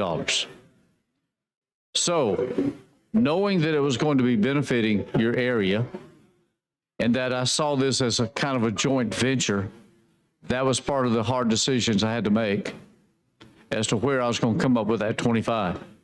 Now, at the time, it wasn't 10. The House had reduced that to 8, and there was still a deficiency, and I had to play some more rigmarole or whack-a-mole or whatever to bring that to case. But I wanted you to understand where my thoughts were and how that affected you and why. Well, listen, thank you for your comments and very respectful. Thank you for that, sir. As you know, currently in this state, there is a waiting list for children that has mental health issues. And that is, you know, when you have a waiting list, you don't know what timeline that you're going to expect for that particular child, that teenager that's going to be able to enter a facility provided by this state. And that facility in West Alabama is in great shape, actually. I mean, you've been there. You've seen the building. Yes, sir, I have. And Senator from Greensboro has seen the building, and the state of Alabama will benefit from having this facility. And of course, the funds that was requested was refix the building, make sure it can work for the adolescents and the children and the teenagers that's going to be referred to that, to eliminate to take away that waiting list that's currently a problem for the state. Yes, sir. So, you discussed that with me during this process. You came to me, I think, on 2 different occasions to outline that and tell me that. Yes, sir. That weighed upon me as I wrestled with some of these decisions. Right. Well, the other issue is the Taylor Hardin facility. Yes. And it's one of those kind of things where we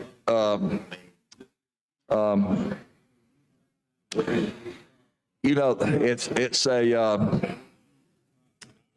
the project at Taylor Hardin, the project is active. It's active in construction as we speak. As we stand here today in this Senate chamber, it's an active project. Okay? The bid amount came in over and requested, and the request that we.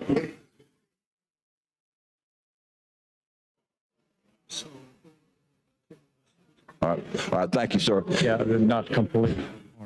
So, Mr. Chairman, what we have here, bottom line.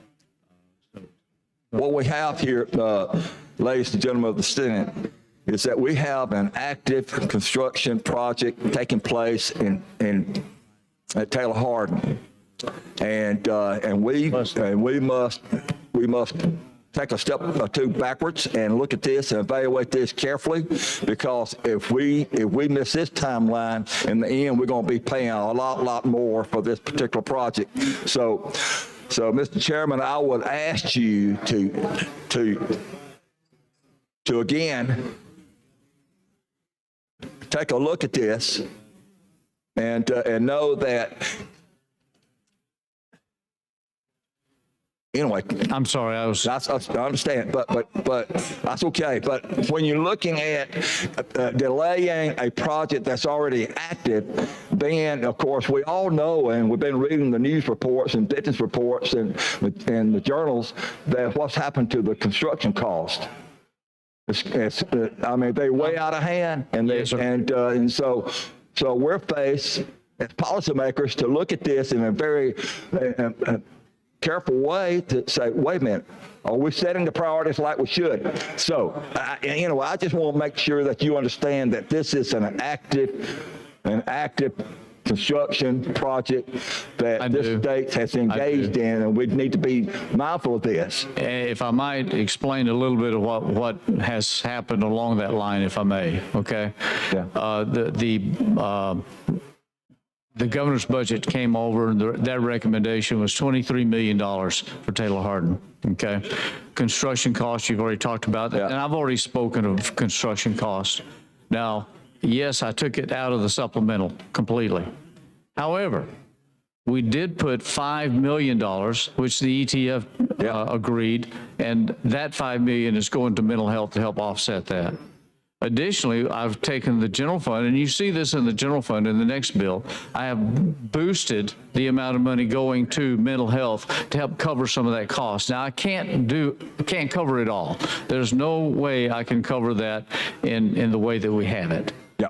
But I will also use as an example the amount of funding that we put into mental health over the last 5-6 years has doubled. Mm-hmm. We have put a great deal of money into mental health, and part of that is construction, part of that is operational. What this means is, I hope that there will be no delays, that the monies that's there will be there and help this moving forward, and also we'll be able to find a path later to catch up on some of that. The agencies are all having to deal with inflation. They're going to have to work their numbers around and do the Peter and Paul thing as much as they have to make ends meet. We're having to do it here. The agency should be capable of handling all this. And I'll go back to the statement that we had these meetings last year dealing with this issue, encouraging and trying to focus on these issues too. So it's not new, and the troubles are not new, but we're handling it as best we can, Senator. That's what I'm trying to suggest. We're trying to cover and push things to a different path so that we can meet all the needs. Yes, sir. Well, it's good to know that you understand the very basic logistics of construction and the skyrocketing of the numbers. And I'm talking about the skyrocket of numbers and what's happening in North Alabama with Huntsville exploding, and with the forensics requests, and knowing what they the need of the extra needed equipment there in Huntsville as well at UAH. So this is one of those kind of things where, if you got an explosion taking place with population with that particular part of the state growing, then you've got another issue here with dealing with the equipment needed for forensics. So that's one thing that we need to take a look at as well. There again now, Mr. Chairman, I would have to reiterate the fact that there are some good things in here, but there are some things that need to be dealt with in conference committee. So let me urge you and the conference committee to take as long as it takes to get it corrected.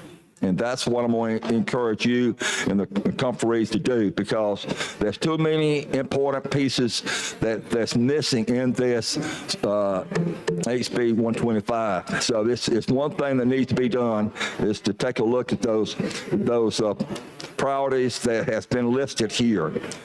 And talking about the need for mental health. Many of you, like myself, has seen the news in recent weeks and months, and knowing the need for us to make sure that we as policymakers set the priorities and make sure that we deal with these issues in a way that not only members of this body in the House as well, but the citizens back home in our districts expects each of us to make sure that we look at the priorities and make sure that we fulfill those priorities. And that's a key element here in making decisions, is that if we cannot look at the issues that we mentioned here before on the mental health. So, Mr. Chairman, I want to thank you again for taking time to listen to me. I appreciate you.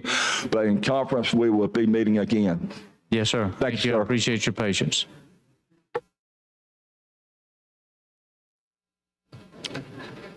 Mr. President, Senator Roberts. I wanted to address the Honorable Chairman and communicate that half a loaf here is not a whole loaf, but I just want to tell you thank you, in particular on this World Games that we've talked about on multiple occasions. We did not control the COVID timing. We could not control when the games happened. We were delayed a year. And I know you worked hard. We visited on multiple occasions on this, but I just want to tell you, thank you for what you were able to do. And so with a grateful heart, I just say thank you to a colleague and friend for everything that you've done. And I agree, as a parent, if you had a little bit of money in your pocket, it was sometimes harder when you take your kids to go do something or family to do something, and you have certainly dealt with a full billfold this year and had requests that were 2x probably what was in the billfold to start with, and that we all appreciate the hours upon hours that you've done. And I think without a naval commander, we could have hit any number of mines, we could have run into other vessels, and we could have been in a place we didn't need to be. And I thank you for who you are, what you do, and your service here. Thank you for your help on the World Games here, friend. Appreciate it. Thank you for your patience. Thank you, Senator Roberts.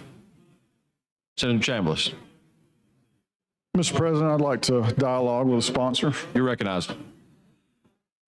Mr. Chairman, Yes, sir.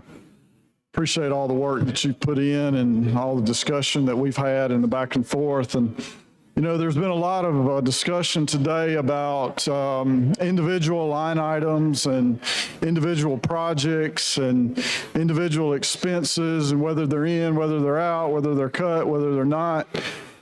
But what I want to do this morning is to take a little bit higher altitude of the situation that we find ourselves in. It's a positive situation if we handle it properly.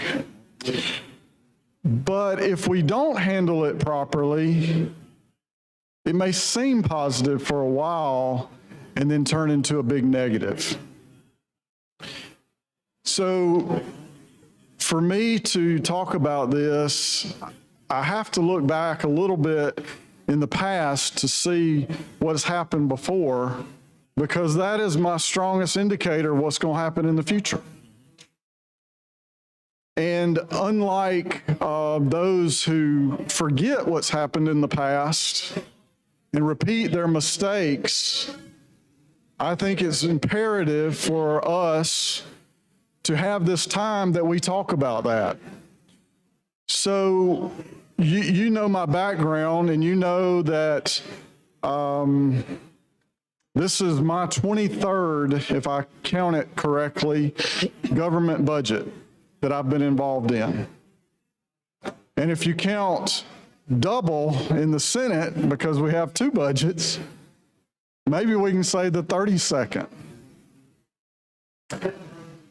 So what happens over time is we forget our mistakes.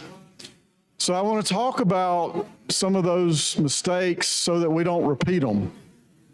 But the first part of that is real life, a real life story, what happened to me and in a previous position.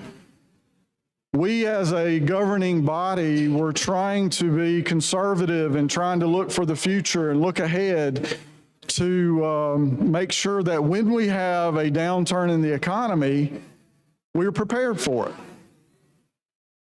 So we did that. And we had many, many people chastise us for what we did. You need to spend this. You need to do this. You should be doing this. You should do. The sky's the limit on the things that we should have been doing with the money that we put back in a rat nest, a reserve for a rainy day. And you know what? I was actually out of office when that rainy day came. I was 2 years out of office. And there were layoffs in government agencies across this entire state.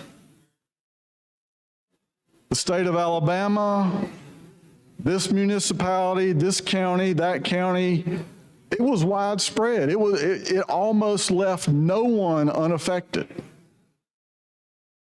But we had prepared. And we actually had a double whammy, and I won't get into that, but we had some revenues that shifted. We saw that that was going to happen. We prepared for it. So we had that double whammy at the same time. So we fast forward to that time when that rainy day came.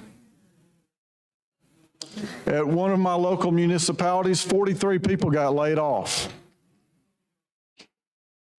Those are people that did not have paychecks because too much money had been spent ahead of time.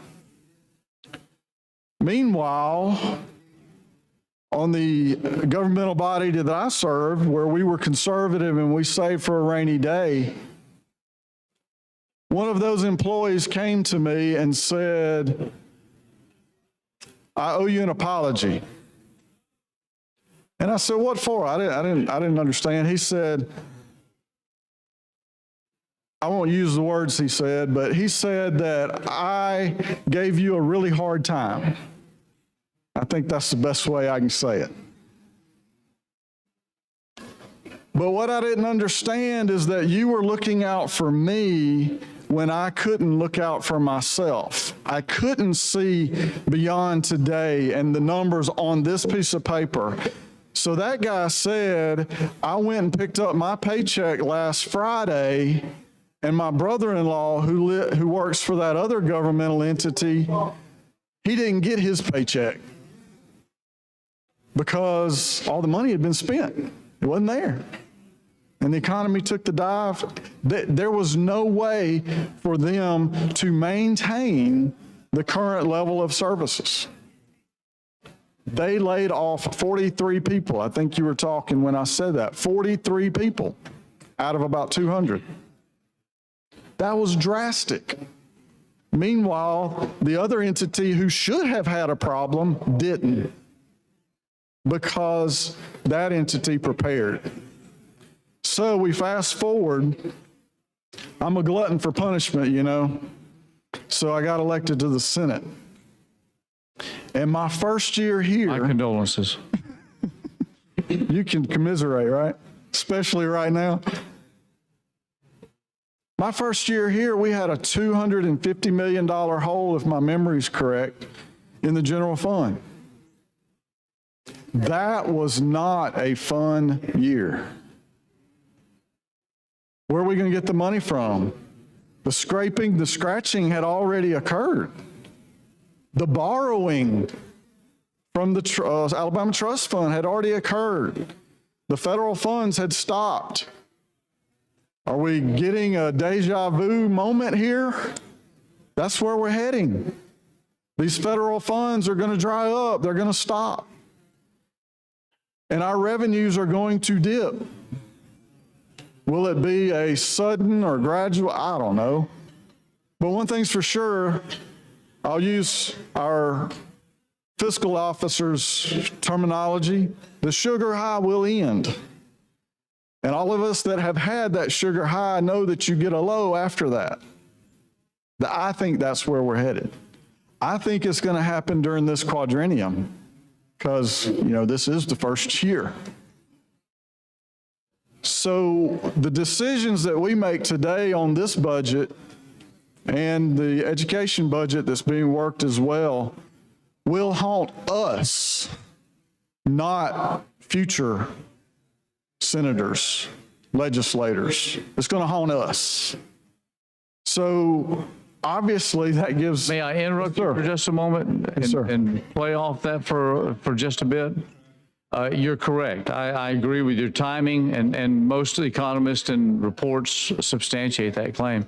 But I would also point out that we're doing this to ourselves.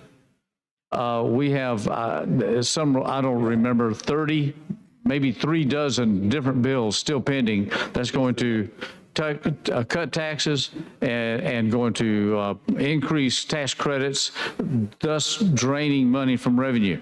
At the same time, and then also cutting sales tax and other things, cutting those taxes. And at the same time, we're spending and spending and spending. You can't do both of those simultaneously, at least not for long. You're going to wind up on a dirt road with nothing, kind of like where I live. When you cut a little bit of board off of both ends, the board's probably going to be too short. You can't cut it off both ends, to your point. So where we're headed in, I would say uncharted waters, but I don't think that's accurate. We have seen this before. And when this federal money goes away, the sugar high that we're on, and I think it's already starting to go away, and you probably see the numbers a whole lot better and closer than I do. But if we don't have that low in this quadrennium, it will be a miracle. It will be abnormal for us to not have that. We're almost certain to have that during this quadrennium. So in my opinion, and obviously you and I see eye to eye on a lot of this, and some of this we may differ, that's fine. But what we have is, what you were mentioning is looking at, oh, well, I need to get this for my district. This is important. I need this. And most all the time it is. But when we look at that as individual legislators, and we do this here, this here, this here, this here, sooner or later it starts running into the money. And the way I calculate it, and I could be off by a few million one way or the other, we're looking at well over $50 million of local expenses in the state budget, meaning a local project. It's not a state function. And contrary to the EFT, which does deal with local schools, local boards of education, it should be called the local budget because it's more local. Now, it does have higher education in it as well, so it's not 100%, but it's the local budget. This is not the local budget. This is the state budget. And when we are setting aside needs of the state and state entities and state bureaus and state agencies to do local projects, we will soon find ourselves in that same place we were in 2015, without money and without an opportunity to resolve it. Now, some people will say, well, we got the budget reserved, $100 million. Yeah. We're going to put a little more in it, 50 more million in it. And I'm all for that. I'm a champion of it. but we got to put that in perspective. So 250 million in 2015, right? That was almost 14% of the budget. 14% of this budget, $500 million. So if we have the same recession as we had before, we're looking at a $500 million hole. Now, I'm usually an optimist and looking for everything. I don't know. Could have fooled me. Well, maybe I'm trying to fool you. If it's the same as before, then we're looking at a significant hole. If it's not as bad, maybe it's less, but it's still going to be a significant number. I would submit it's going to be worse. We've gone way too long without an economic correction, artificially pumped up by federal dollars.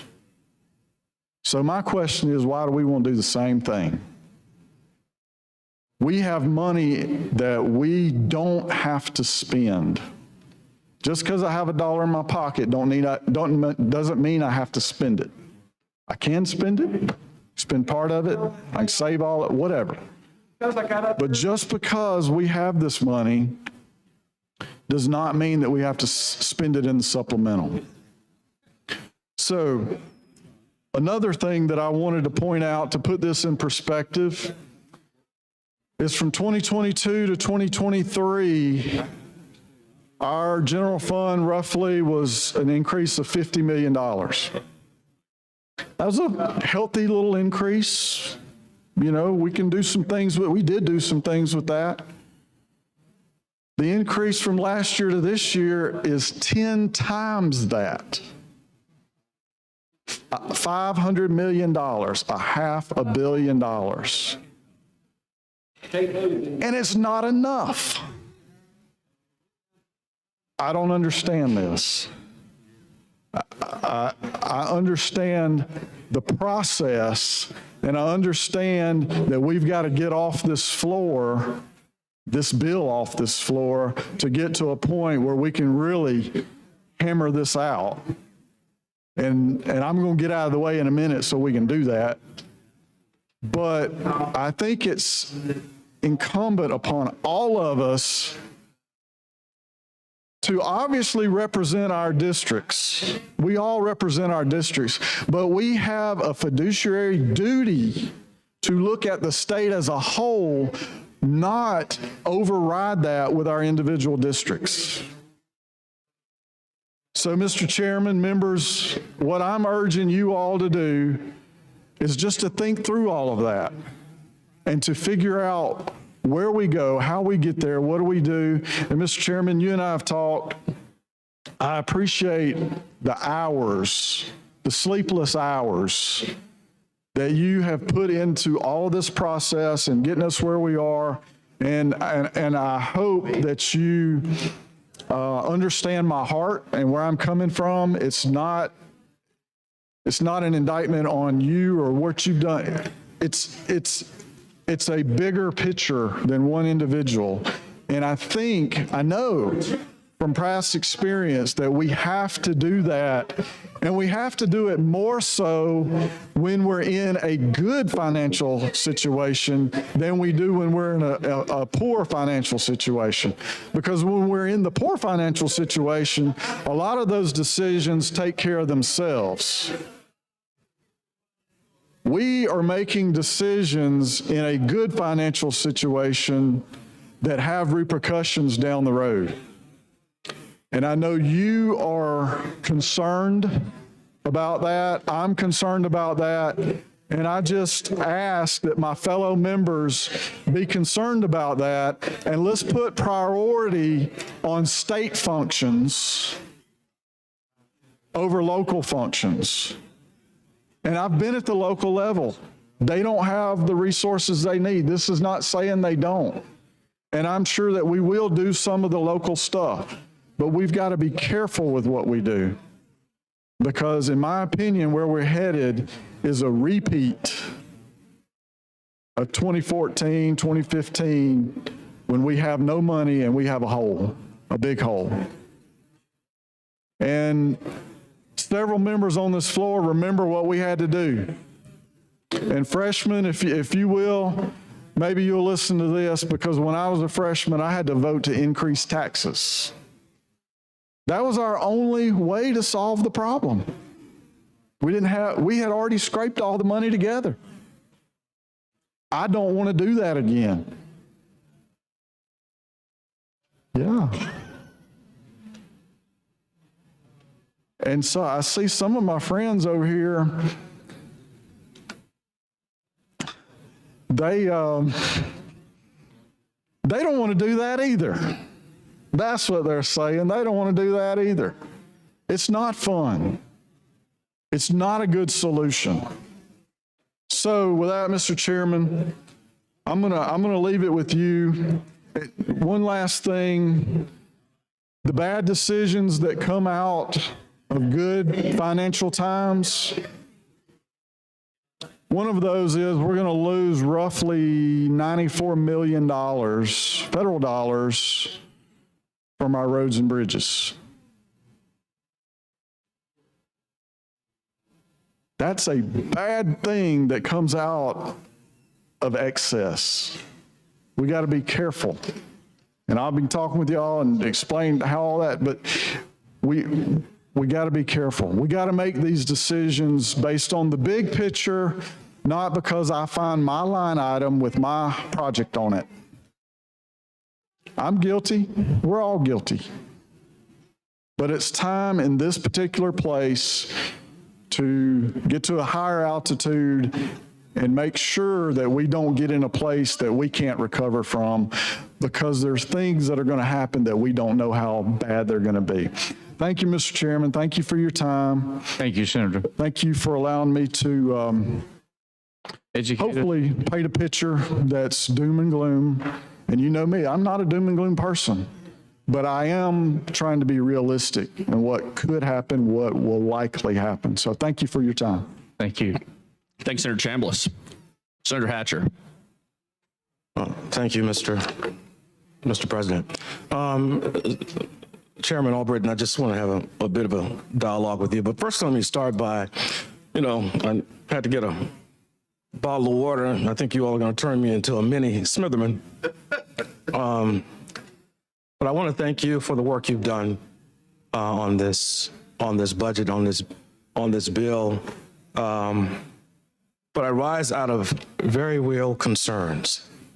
Unlike what my colleague, Senator Chambliss, just mentioned about the macro aspect of the budget, in looking at this, I don't see Montgomery anywhere here, the area that I represent, other than what is represented in state facilities. I see where obviously there's a line here for structural repairs and maintenance of Montgomery surplus warehouse. I see things relating to elevator upgrades at the state capitol and roof repairs at the governor's mansion, all things that are very important, not only here in Montgomery, but important to the city, to the state, rather.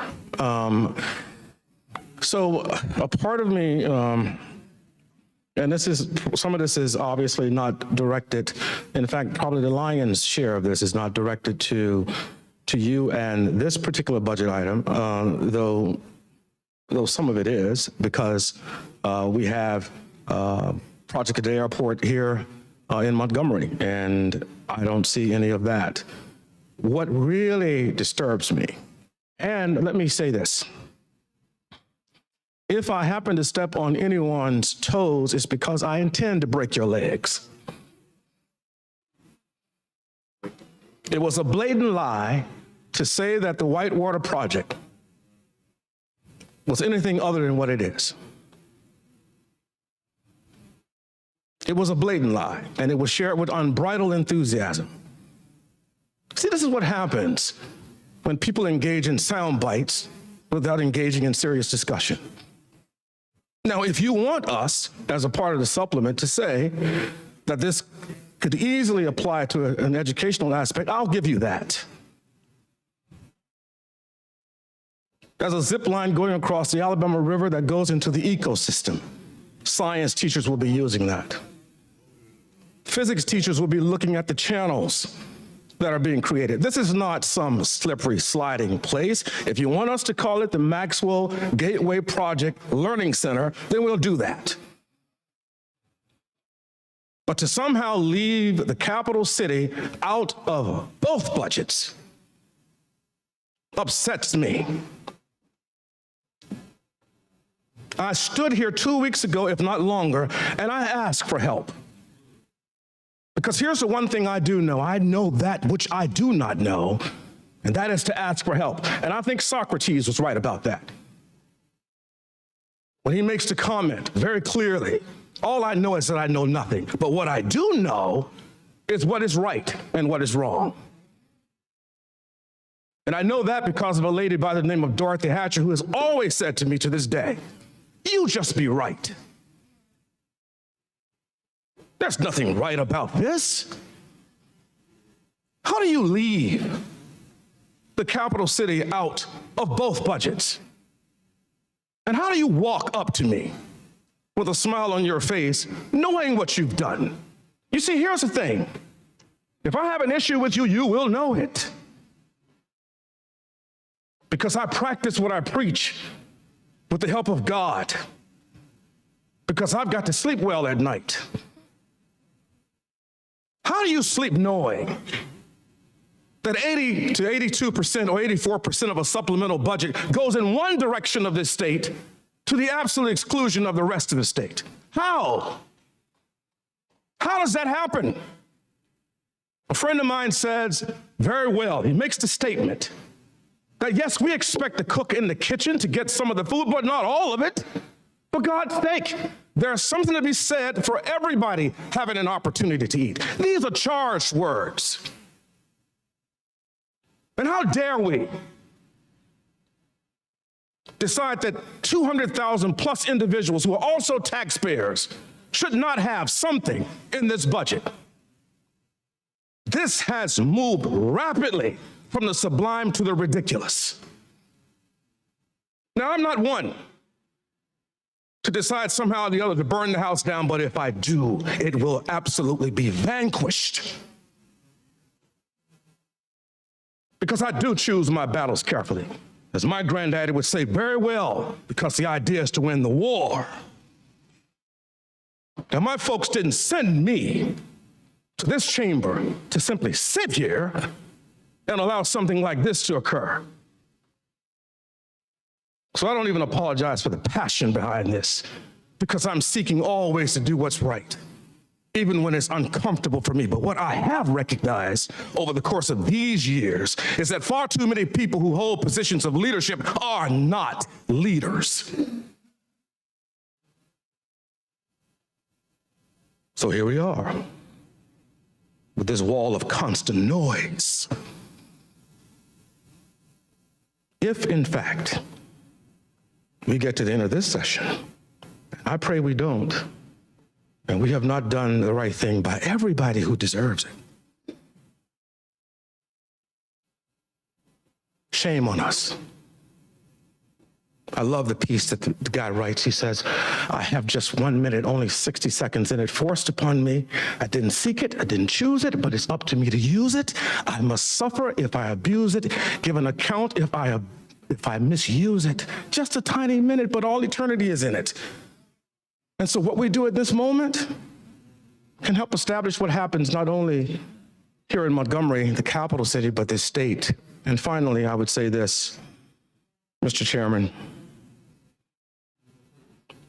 is that it is my hope that we will seek to do the right thing and that we won't find ourselves in a position where we're not making one separation between one portion of our state and another so that we have the war of the North and the South. That at least we will do the things that will help all of us to be able to move the state of Alabama forward. This is not just Kirk Hatcher speaking about Montgomery. This is about the state of Alabama, because we all in this chamber, all 35 of us, we are representatives of the state of Alabama.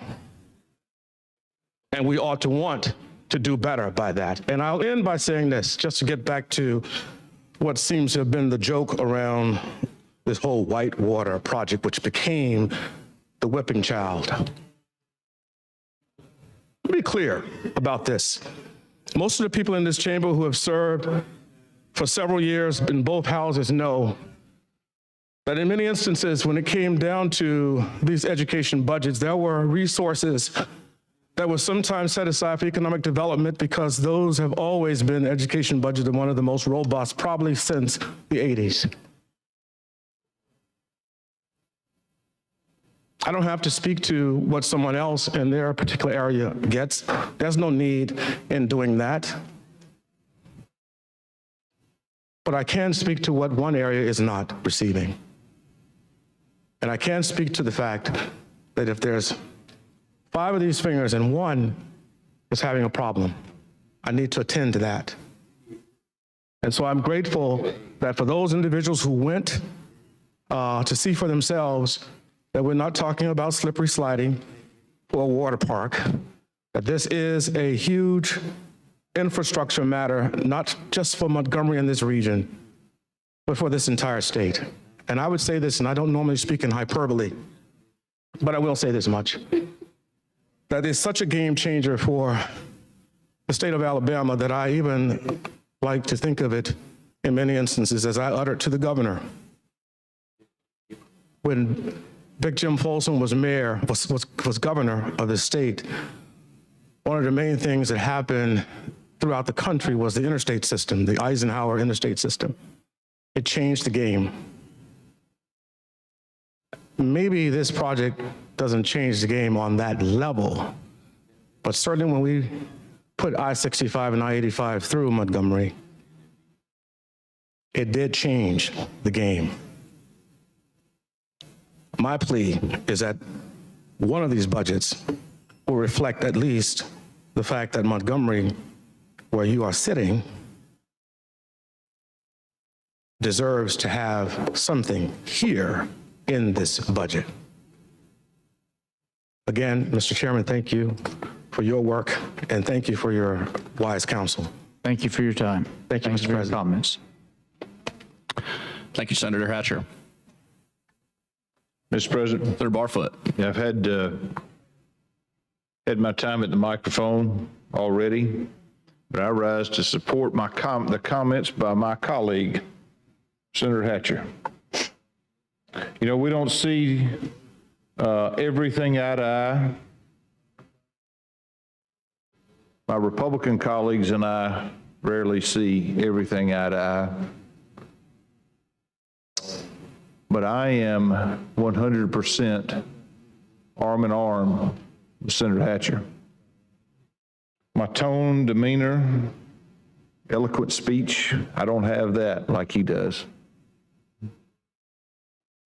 But don't take the passive, low-key comments any differently from me, what Senator Hatcher laid before this body. Whether it's a supplemental to the general fund, whether it's a supplemental in the education budget, the money's there. We don't need to spend every dime we've got. I think everybody agrees on that.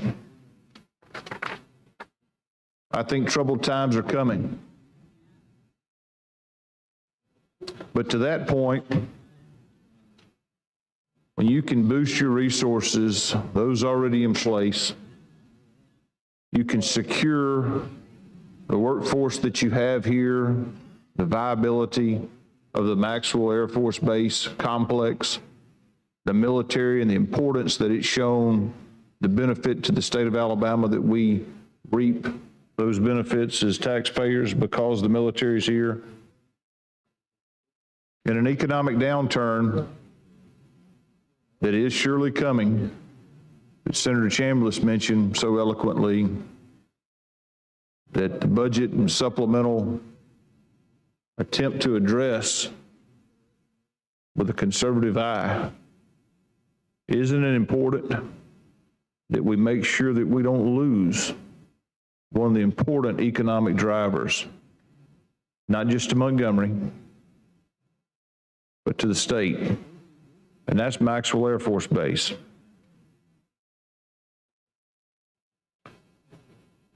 You know, there is not a silver bullet. There are things in here that in the budget I don't like. There's certainly things in there that I wish were in there that are not. I think I'm just like the rest of y'all. But we try to get to the point where we can all agree, where we can all have a little skin in the game. You know, that osmosis from starting from point A and getting to an acceptable point where we can all agree should include Montgomery. It's that important. I know we're talking about the general fund now.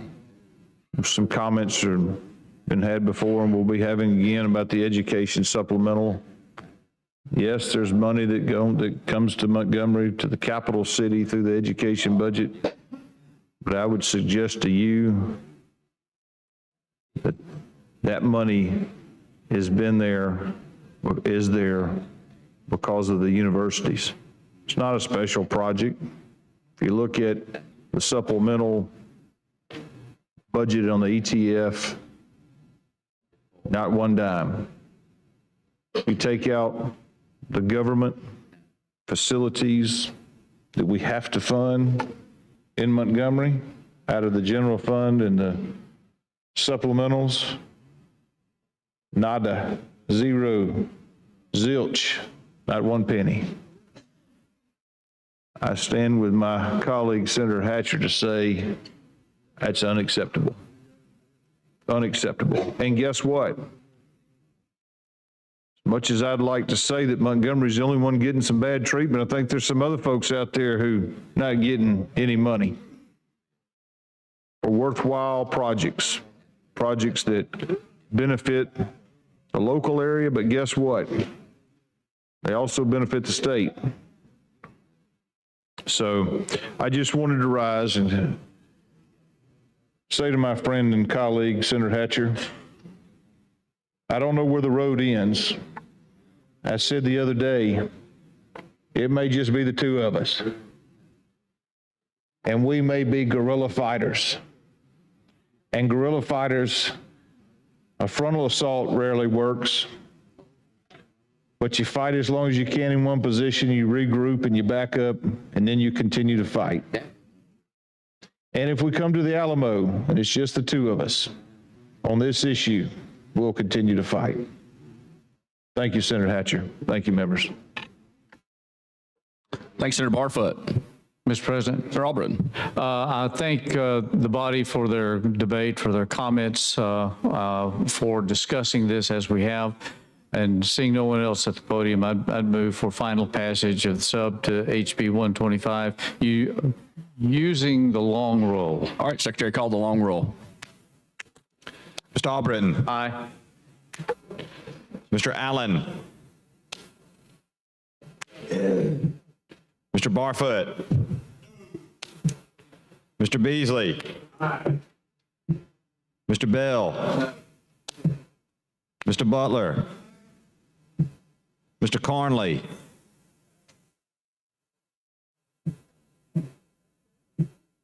Mr. Chambliss. Mr. Chasteen. Ms. Coleman. Ms. Coleman Madison. Mr. Elliott. Ms. Figures. Mr. Gavan. Mr. Gudger. Mr. Hatcher. Mr. Hovey. Mr. Jones. Mr. Kelly. Mr. Livingston. Mr. Milson. Mr. Orr. Mr. Price. Mr. Reed. Mr. Mr. Roberts, Mr. Schofield, Mr. Sessions, Mr. Shelnut, Mr. Singleton, Mr. Smitherman, Mr. Stewart, Mr. Stutz, Mr. Wagner, Ms. Weaver, Mr. Williams,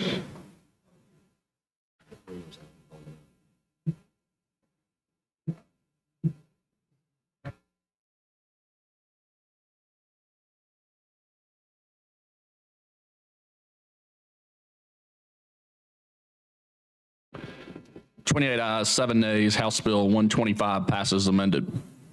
All right, Secretary, call the next bill.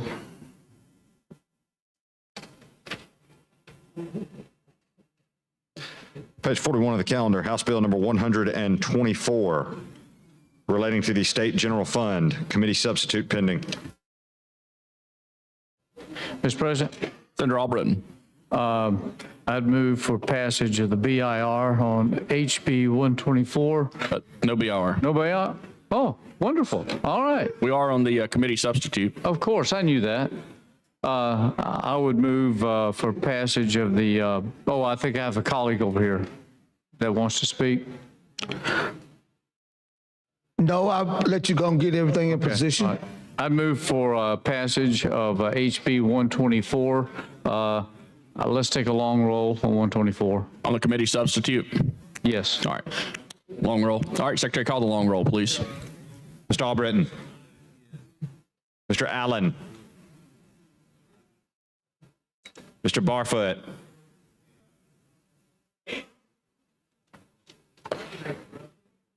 Mr. Beasley,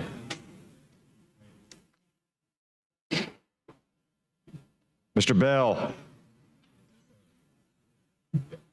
Mr. Butler,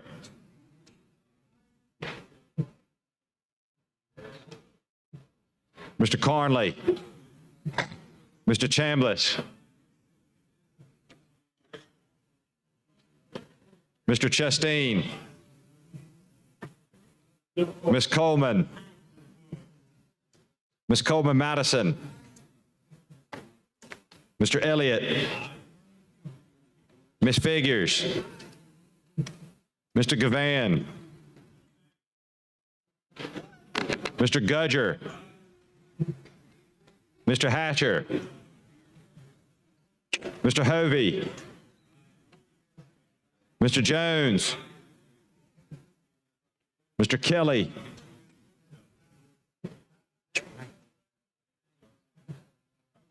Mr. Livingston, Mr. Milson, Mr. Orr, Mr. Price, Mr. Reed, Mr. Roberts, Mr. Schofield, Mr. Sessions,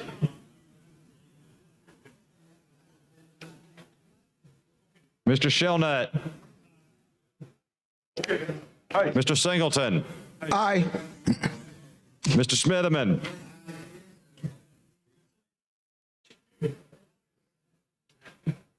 Mr. Stewart, Mr. Stutz, Mr. Wagner, Ms. Weaver, Mr. Williams. You aye?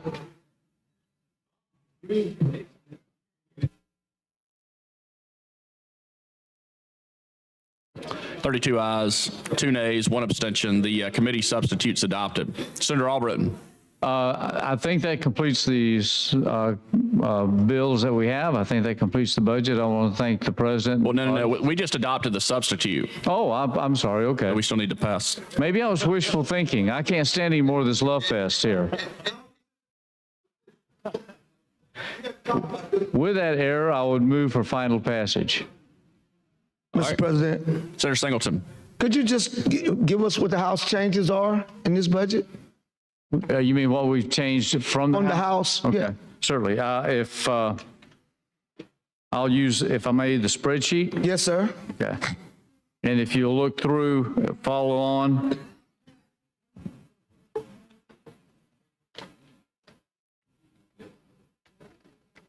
We have a change on the Legislative Council where we've had, or correction on the Legislative Agency, LSA.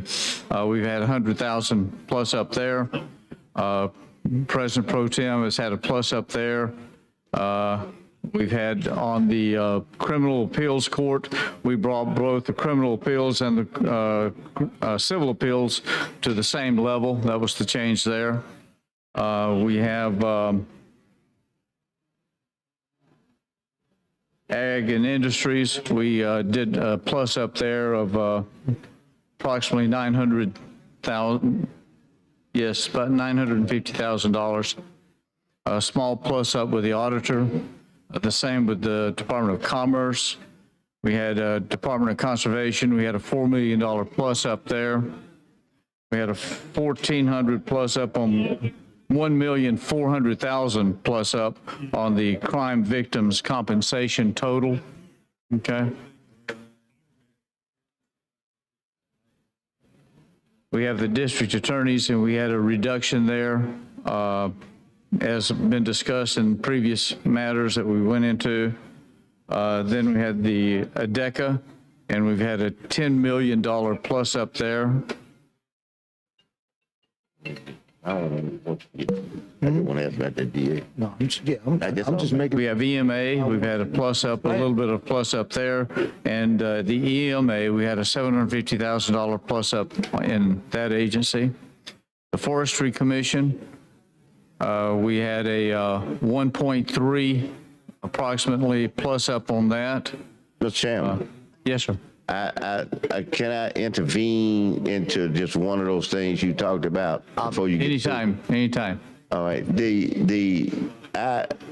So you'll notice, you know, the unfortunate, I forgot to take the ring off, and a couple of times, if you heard that ding, ding, ding, ding, it was his phone, and it was by phone being blowed up by the DAs. I just want you to know, it being blowed, it was bouncing so hard like this, and so I tried to share what I was shared with the told about the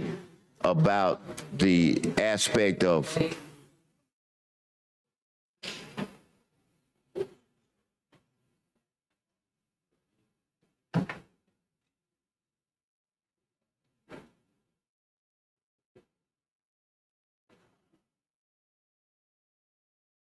Yes, sir. Sorry, go ahead. That's all right. That's all right. That's a powerful man right there. but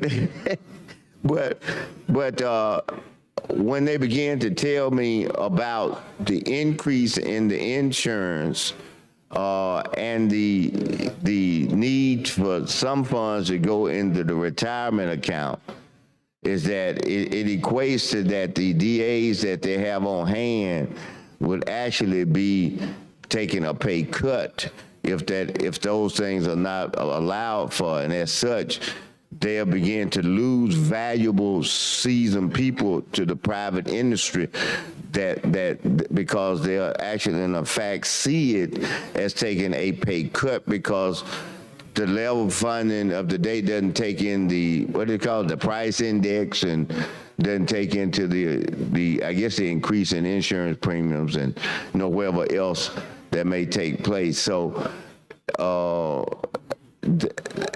if there's an opportunity to, if nothing else, address to the level that those things don't become a liability for them, I would like you to think about that and consider it if that opportunity presents itself. I appreciate the senator bringing that to our attention, and I will, and I shall.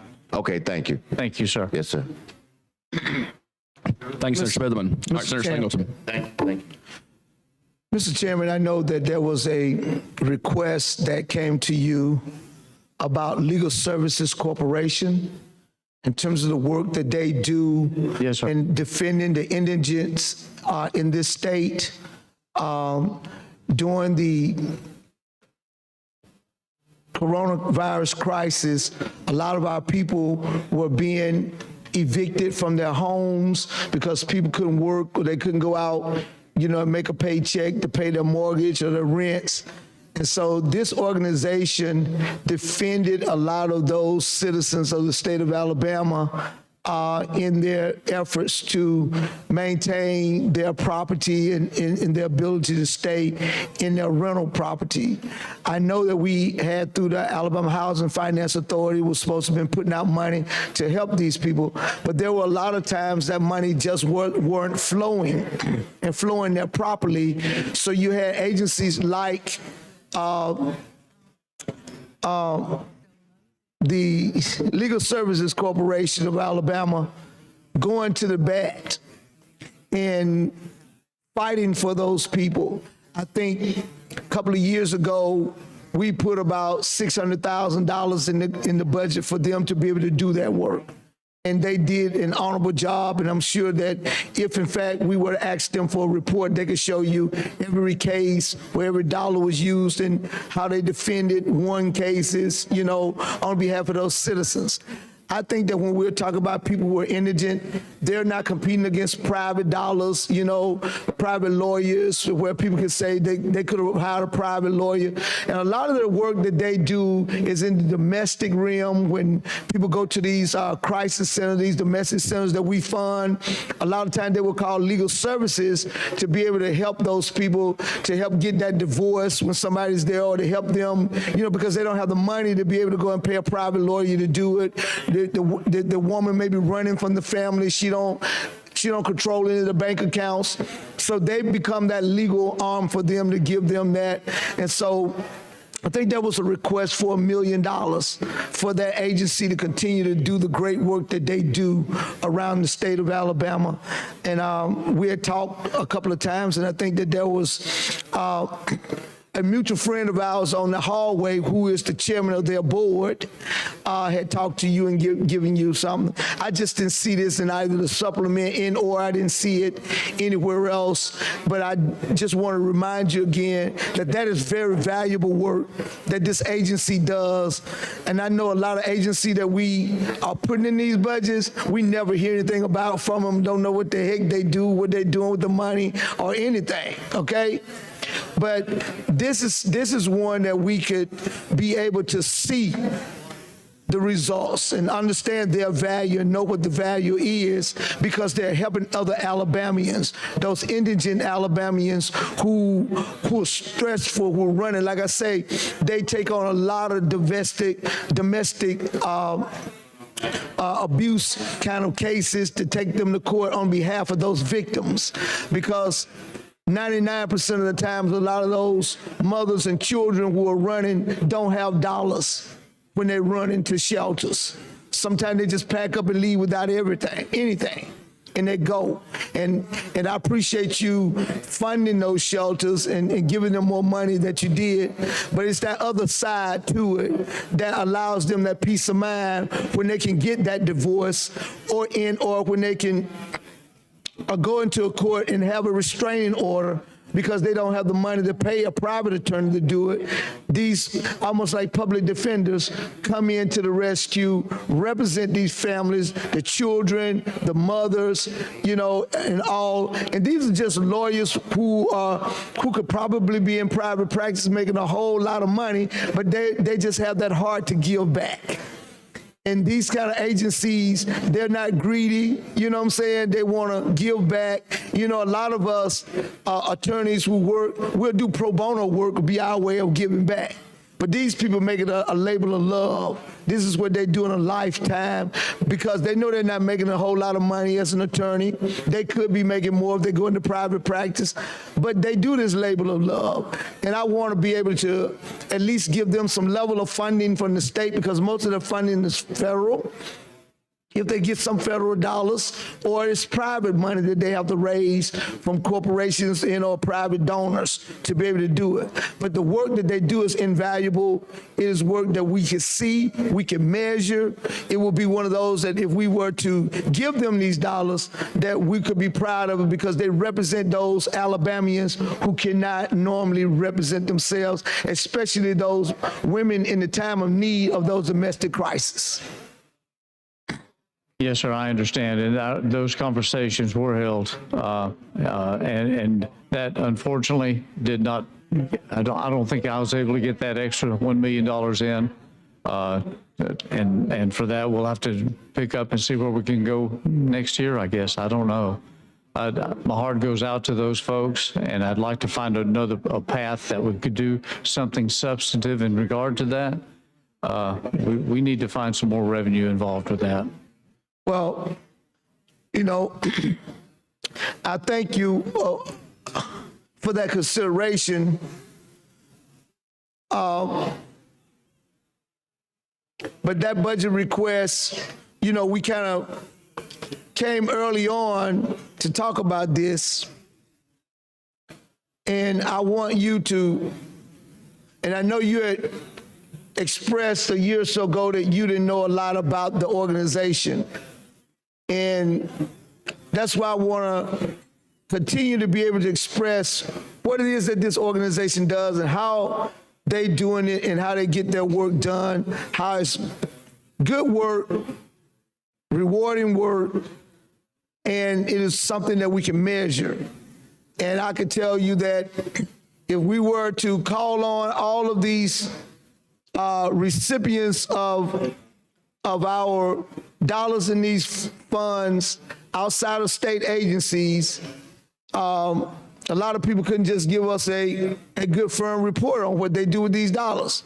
But this organization could give us a report, show us where they'll help families, help these mothers, and I would like that report. I would like to have that report. That would give me a little bit more ammunition to move forward on something like this. If I could get some kind of report like that, that would be helpful.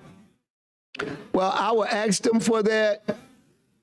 And I know you had said that you didn't know about this organization in the past. We've been trying to explain it to you. And the work that they do, like I said, I know just in this housing crisis thing, they defended hundreds of families all across the state, keeping them from being evicted. That's honorable in itself, that Alabamians were able to do that and keep them from being evicted, you know, out of their homes before Housing Finance Authority were able to get their act together and then move some of that money forward to be able to help those people get their rents and their mortgages paid. And I thought that, you know, we had come early on to you about this and how we can get this done. And again, I know, again, there's a good friend of yours of mine that's on this hallway, that's the chairman of their board. While he represents another big blue company, but at the end of the day, I think that this is the kind of work that he sees as, and why he serves on this board, that he see the value that this organization, you know, and under his direction as chairman, how they're moving out, being more proactive, representing these families, getting out there in the community, letting people know about their program. Now they're taking on some heirs work, you know, trying to help folks get heir property together, pull it together, and so that when families die, everything is not left in the air, you know, being able to, I mean, they just do a lot of good work that's out there that's needed to help families stay whole, especially these families who below the poverty level, can't afford an attorney to get the work done. And like I said, they're not out there trying to do civil lawsuits. They're not filing, you know, car accidents, you know, and all that stuff. That's not in their wheelhouse, okay? They're not competing against private attorneys to do the work that they do. They're not trying to defend someone in criminal court, you know, unless they may be, you know, very indigent and they feel that they could do something, but that's not in their wheelhouse. They try to work within that domestic, divorce, you know, in that realm of the law there, that they could continue to help families in terms of evictions and all of that stuff. That's the realm by which they work.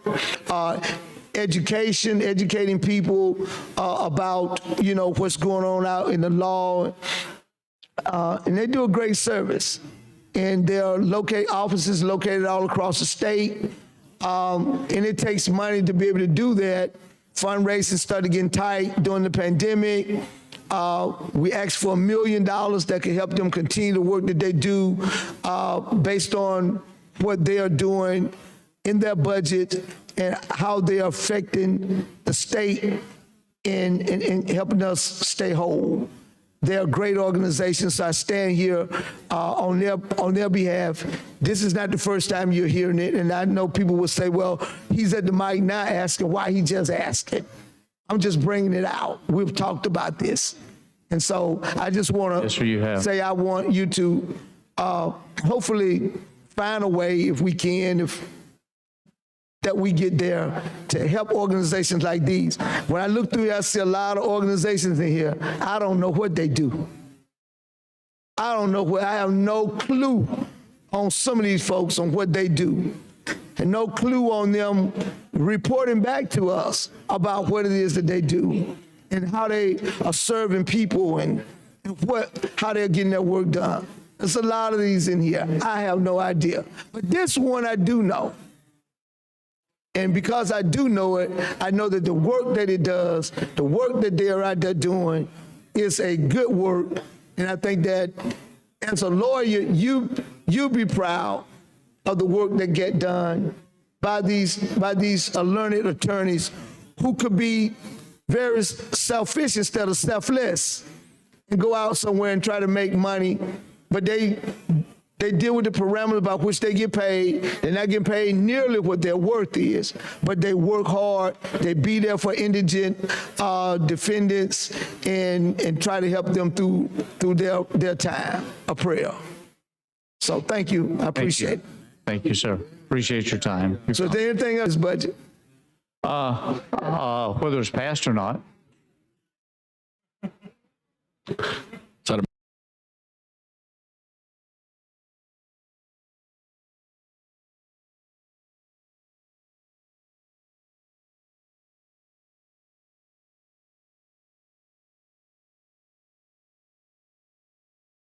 I didn't know what they had done and did and I don't know what you did to go back and be able to make some changes in or add to it. That's why I'm standing here, because I don't serve on your committee anymore. I understand. And frankly, in the general fund, there was fewer changes than there were in the supplemental that we talked about. But I think I was over on page 8, I think it was, and we were on the Historical Commission, which got a plus up of $215,000.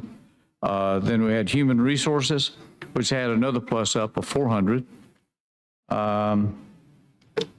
Then we had, let's discuss the line, page 10.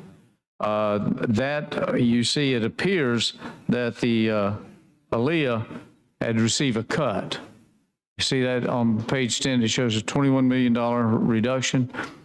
That is a misnomer. That is, if you continue looking backward, what you'll find is that is reflective of the DOT payment that was spoken of earlier in the previous discussion, the DOT payment of the $21 million coming back in at another point.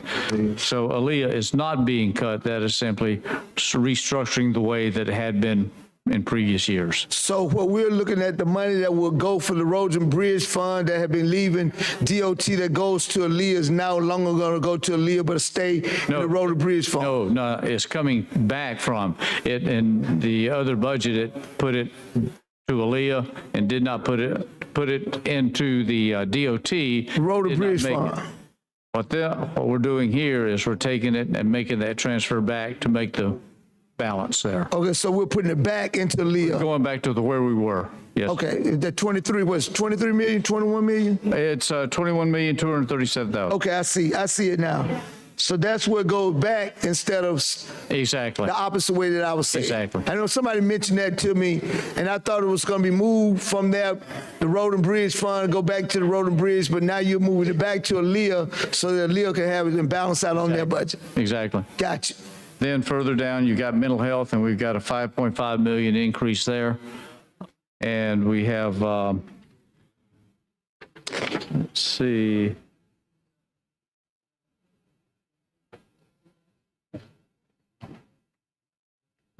on tourism, we've got a total of a $4.3 million pump up on that one.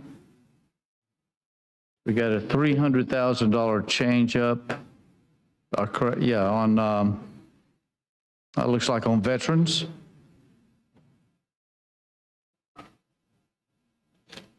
And then we go into the other parts of the budget, but that's where the changes have occurred. All right. Thank you, then, Mr. Chairman. You have a question? All right. Senator Sessions. President. Senator Albritton, Yes, sir.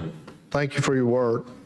I know it's been a difficult couple of weeks for you, and I know you've been working hard on it. And one of the last issues that kind of popped up is our district attorneys. And I see there's a small decrease there on that line. Correct. And, you know, I know you had a difficult time juggling, but one thing I did decide to do is when we started getting all those calls from district attorneys, not only my district attorney, several district attorneys, we wanted to look and see what actually what they were getting. So actually, year over year, their increase looks to me like a roughly $8.5 million over last year.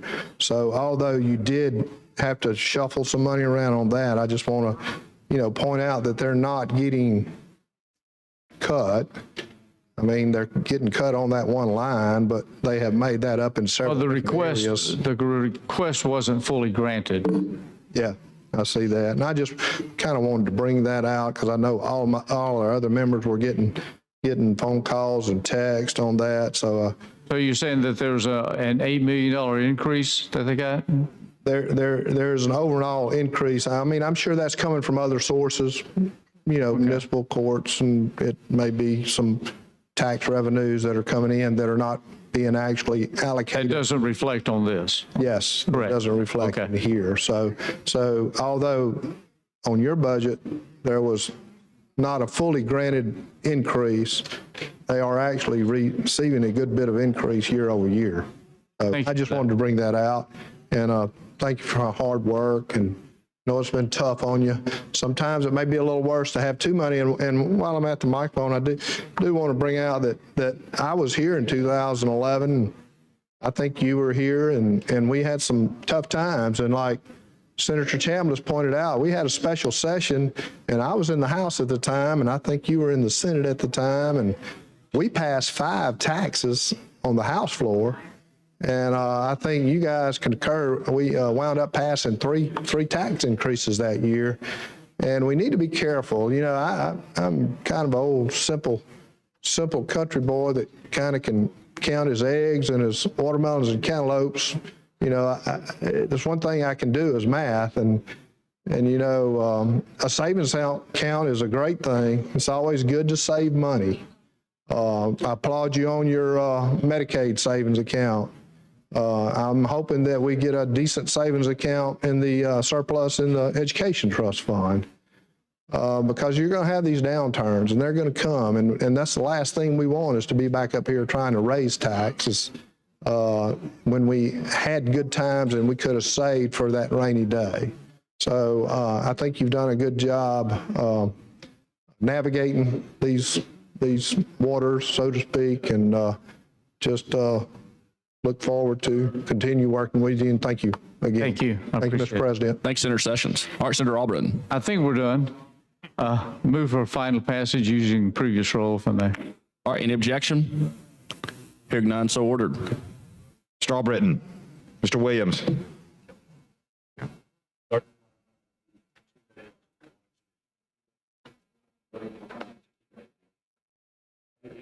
Thirty-two ayes, 2 nays, 1 abstention. House Bill 124 passes as amended. Thanks, Senator Albritton. Thank you. Thank the body. I appreciate your patience with me, and good luck on this. I think we're doing all right. All right. Mr. President. Mr. Pro Tem. Thank you, Mr. President. I think a more enthusiastic applause for our colleague is required. Thank you, Senator.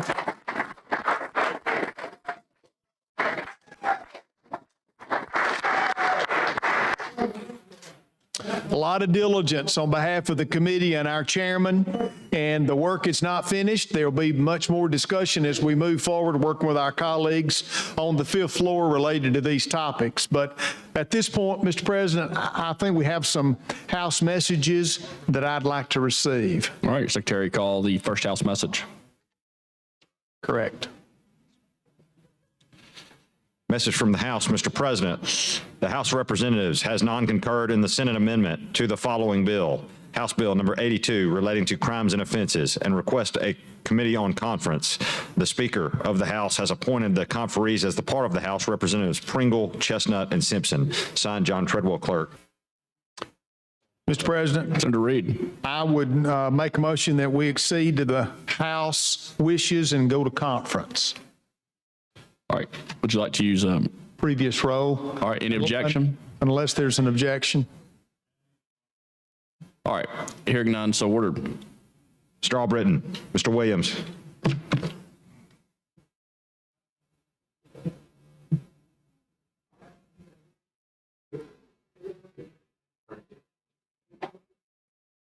All right. 32 ayes, 2 nays. The Senate accedes to the House and goes to conference. The conferees will be Senator Weaver, Senator Hovey, Senator Smotherman. All right. Senator Reed. Thank you, Mr. President. Also, we have another House message. All right, Secretary, call the next House message.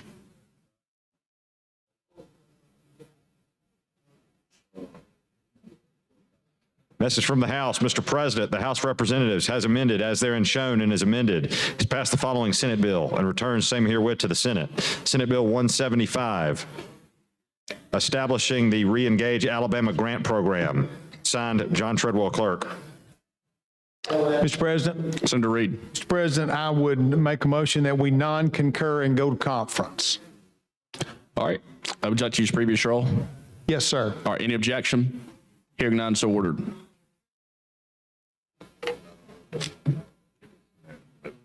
Mr. Albritton. Mr. Williams.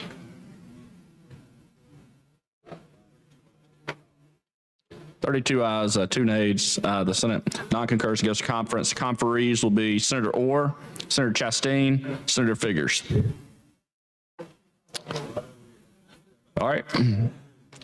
Thank you, Mr. President. I think that's all we have at this point. And if I'm correct, Mr. President, if we finish with our special order and we do not have any other requests that I have at the moment, then that would put us in a posture to where we would go to the regular order. Is that correct? Yes, sir. That's correct.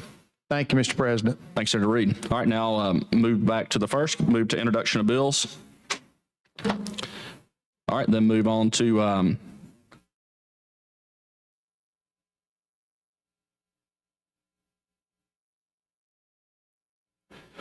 right, now move on to committee reports. Secretary, call the, all right, no committee reports. All right, any motions or resolutions? Any motions or resolutions?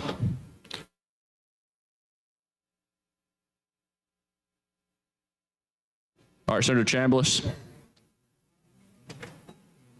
I would move that committees be able to report throughout the legislative day. All right, any objection? Hearing none, so ordered. All right, any motions or resolutions? Senator Allen, did you have one? Okay.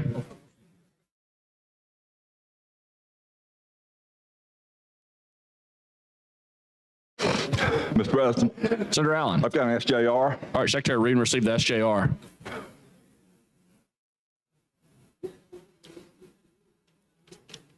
Senate Joint Resolution number 89 by Senator Allen and Smitherman expressing support for investment and development of infrastructure for truck parking. Mr. President. Mr. President. Senator Allen. Let me give you just a brief comment on this SJR. The big truck traffic in Alabama is getting to a point where there's no real parking places for these big trucks to park. And so this SJR is addressing the need to expand those parking lots across the state. And there are some federal funds available for us to go after. And at this time, I would like to ask all members of the state Senate, be co-sponsors as well. All right, that's the first motion. Any objection to that? No. Okay, hearing none, so ordered.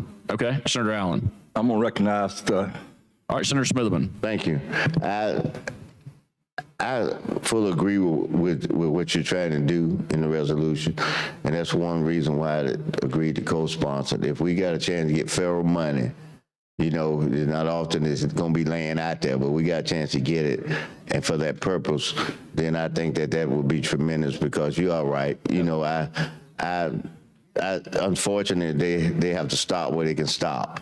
You know, and of course, if we can designate a safe place, and, you know, one of the things that we talked about, you got more ladies that are truck drivers as well now. Right. And you know, you want to be safe for them too in the area. And I'll say this is not criticizing a state, but if you leave from Birmingham and you go to New Orleans and you go through Mississippi that way versus going down to Mobile and cutting across the lake, I mean, you talking about nowhere to park, and you talking about no lights, and you talking about, and we have those little pockets here in our state where we can not only have a facility, and I've seen a few facilities going north when we were going up toward, well, when I be going to Nashville, but we in Alabama, I've seen that we're just bad to have a little dirt place where the trucks will pull off. Don't have no water there. They don't have electricity. They just have one of these garbage cans and have somewhere where people can park, you know, but we need to provide better for them. And if we can get the federal money to do it, then it's a win-win. So I support you in it 100%. Very well said, Senator. At this time, Mr. President, I move the adoption of the SJR. All right, any objection? All right, all those in favor say aye. Aye. Any opposed? Resolution's adopted. Thank you, sir. Thanks, Senator Allen. Any other motions or resolutions? All right, now move on to local bills. Secretary, call the first local bill. On page 52 of the calendar, Senate Bill number 324 by Senator Singleton, a proposed constitutional amendment relating to Greene County. BR pending. Mr. President. Senator Singleton. Mr. President, I want to take my time to talk on the BR on this bill. This is a local bill that came out of committee 12-0 on yesterday. And let me just say that this is a local bill. While this bill has some gaming connection to it, this is a industry that has already been in effect in the state of Alabama since 1973. This is not new gaming. This is not expanding gaming. This is not taking gaming to another level, trying to put in no new definitions or anything of that nature. This is a local bill for Greene County and Greene County only. This is not, it cannot be expanded anywhere else. The two prior attorney generals of the state, Attorney General Pryor and the other Attorney General King, both in their opinions state that historical racing is legal in the state of Alabama as long as the machines can be checked. And so the current Attorney General has not made an opinion, but there are some articles stating that he were in agreement. However, until he does make an opinion, the old opinions will stand. I know that there are a lot of people who want to walk on this bill. I know that your preachers have been calling, but let me say this to you. Real quick, Senator Singleton, let me recognize special guest and good friend that just walked in. I'd like to welcome the Speaker of the House, Nathaniel Ledbetter, to the Senate floor. Welcome. Good to have you here, Mr. Speaker. All right, Senator Singleton, thank you. Yes, this bill needs 21 votes because it's a constitutional amendment. I would at least like to ask all Democrats to come back to the floor. At least all Democrats. If I'm going to lose with Republicans, at least all Democrats to come back to the floor. I'm going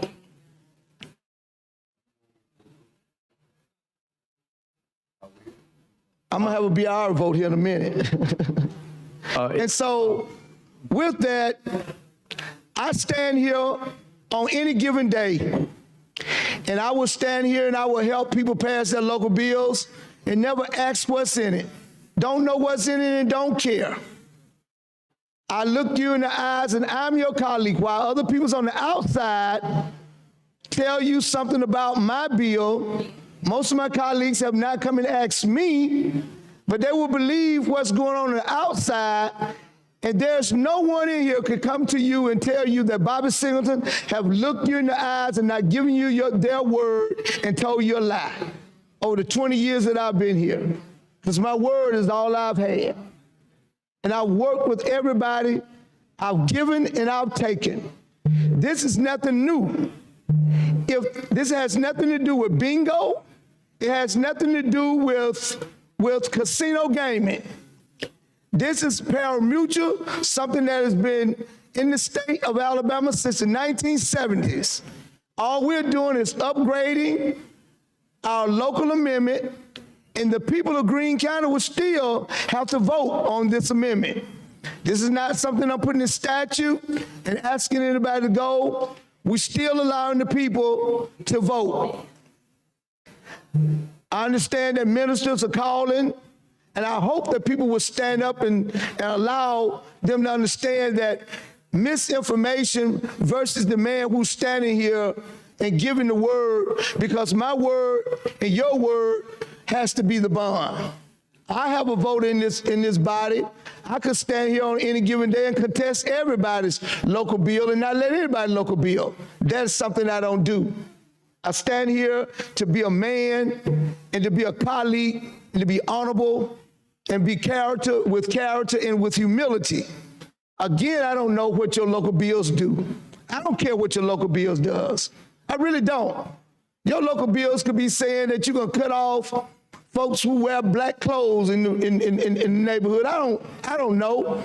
I never think about it. Sometimes I have people to call me and say, I need you to help me block certain local bills. I don't get involved in other folk local stuff. I stay out of your local stuff. We have a rule, what is the Rule 80, a courtesy rule, local courtesy? I don't bother anybody with local bills. Because the information that I give you, I'm gonna give you the proper and correct information about this local bill. Now, the organizations that usually be out there, that usually be against gaming, they're no longer even against this because they don't even see it as a threat. The senator across the way usually would be against this, but he don't, because he don't see it as a threat. Because it's a local bill based on an industry that already exists. If there's no more casino gambling in this state, if there's no more bingo in this state, guess what? The lights will stay on in this building because it's already legal. The lights will always be on in this building because it's already legal. I will. And I'm gonna yield to the gentleman across the way. This is not about somebody trying to get around taxes or nothing. This is a bill that's being presented by the Greene County Racing Commission, by which the local legislative delegation appoints that commission. We appoint that commission. And I will yield to the gentleman to have his say so before the time is up on the BIR. Thank you. I appreciate it. Senator Albritton. Thank you, Mr. President. I appreciate that. I'm going to vote for your bill. Thank you. Okay. I want to say that this will be what, 19 or 20 local CA that we've had in Alabama on gaming? Probably 20. 20? So can I take the time at this point to say I told us so? You can. I've been tempted to bring in my comprehensive, all-enclosing $800 million gaming bill here to the floor to substitute for you. But I'm not going to interfere. But anyway, gentlemen, this is what happens and will continue to happen as long as Alabama does not take control of this industry. We have lost hundreds of millions of dollars and will continue to lose hundreds of millions of dollars, and the industry will continue to grow and change without any regulation and without any benefit coming in. We have it in the state now. We're suffering from the effects of it, and we have no means in which to deal with it. Now, we've tried this several times. This is going to continue the way it's going. I'm going to support my colleague's bill because it's local, and he and I have had our arguments on this over and over and over again. But it's our fault, meaning the state and this legislature, for not taking control of this industry when we should. I would encourage us, if you're going to do something, let Greene County do whatever they're going to do, all right? But we have $100 million on the table that we aren't going to collect, and we got $800 million out there, at least, left out there, and we got gaming occurring every single day, every single minute, right on your phones. Pull it up right now and play, okay? And it goes completely unchecked, completely unregulated. Thank you for your time. All right, Senator Singleton. This commission is regulated by a local commission. The Attorney General comes in and check machines, make sure the machines are legal and local.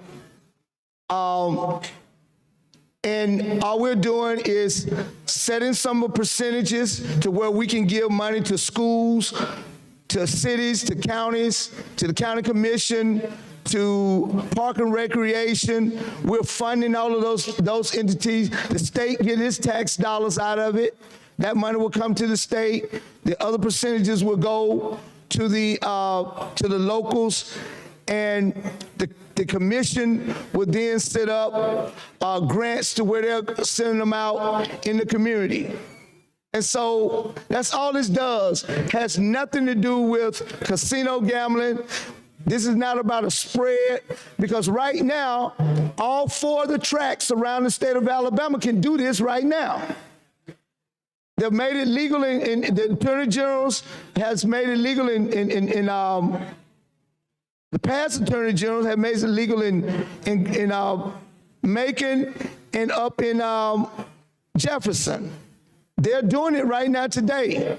All the tracks will be able to do it. If everything shut down, they would still have dog racing going. They would still have horse racing going, because that's a reality. We have that legal in the state because it's pari-mutuel.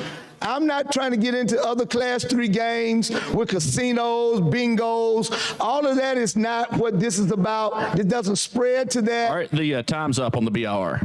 I'm sorry. What was the motion? To use previous roll? Yes, I'd like the motion to use previous roll. All right, Secretary, call the long roll. Mr. Albritton. Mr. Allen. Mr. Barfoot. Mr. Beasley. Mr. Bell. Mr. Butler. Mr. Carnley. Mr. Chambliss. Mr. Chastain. Ms. Coleman. Ms. Coleman Madison. Mr. Elliott. Ms. Figures. Mr. Gavan. Mr. Gudger. Mr. Hatcher. Mr. Hovey. Mr. Jones. Mr. Kelly.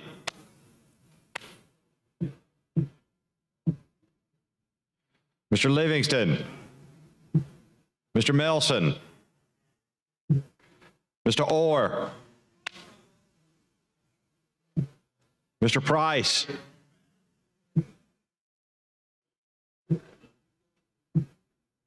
Mr. Reed. Mr. Roberts. Mr. Schofield. Mr. Sessions. Mr. Shelnut. Mr. Singleton. Aye. Mr. Smitherman. Mr. Stewart. Mr. Stutz. Mr. Wagner. Ms. Weaver. Mr. Williams.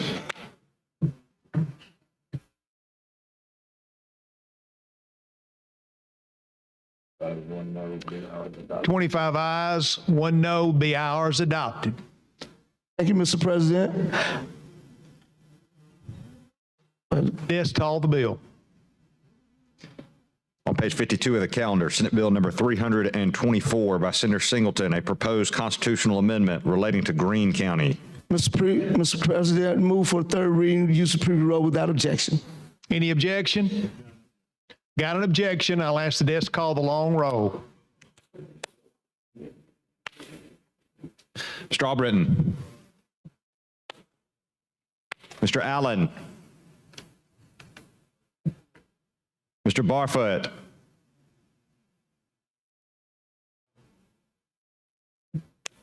Mr. Beasley. Mr. Bell. Mr. Butler. Mr. Carnley. Mr. Chambliss. Mr. Chastain. Ms. Coleman. Ms. Coleman Madison. Mr. Elliott. Ms. Figures. Mr. Gavan. Mr. Gudger. Mr. Hatcher. Mr. Hovey. Mr. Jones. Mr. Kelly.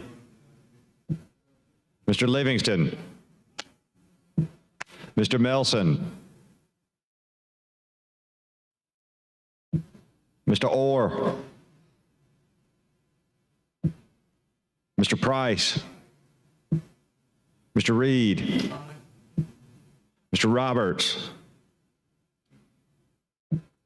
Mr. Schofield. Mr. Sessions. Mr. Shelnut. Mr. Singleton. Aye. Mr. Smitherman. Aye. Mr. Stewart. Mr. Stutz. Aye. Mr. Wagner. Ms. Weaver. Mr. Williams.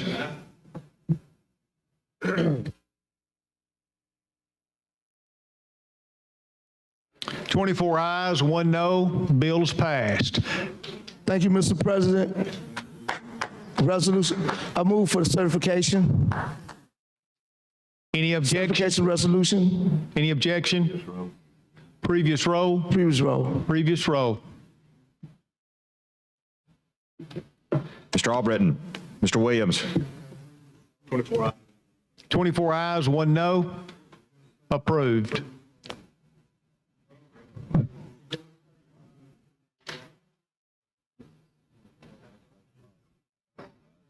No. Well, maybe we need to reconsider. Senator, you voted on. Haven't been on the voting side. I'd like to make a reconsideration of the.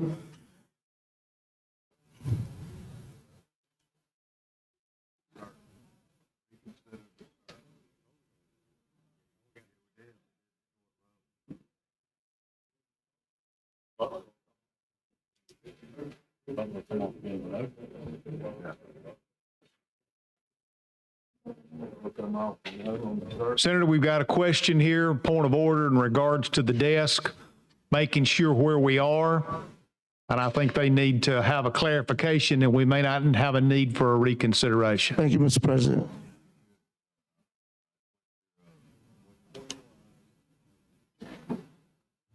All right, Senator, now we have 24 ayes, no nays, and it is approved. Well, thank you, Mr. President. Even with the certification? Yes, sir. Thank you, Mr. President. Thank you, members. I thank my colleagues for doing this, and because we're probably going to have hell for the rest of the day. Now we're going to have a good time. Thank you.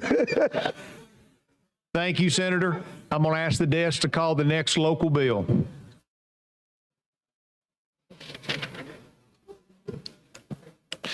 On page 54 of the calendar, House Bill number 143 by Representative Sells relating to Butler County, BR pending. Mr. President, Senator, move the BIR using the previous roll. any objection? See none, so ordered. Mr. Albritton, Mr. Williams.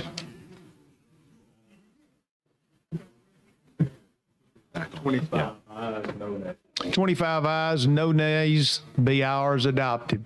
Ask the desk to call the bill. Check Butler. On page 54 of the calendar, House Bill 143 by Representative Sells relating to Butler County. Mr. President, move final passage using previous roll. Any objection? We have an objection. We have an objection. He's good. Okay. Mr. Albritton, Mr. Williams. Need all I got.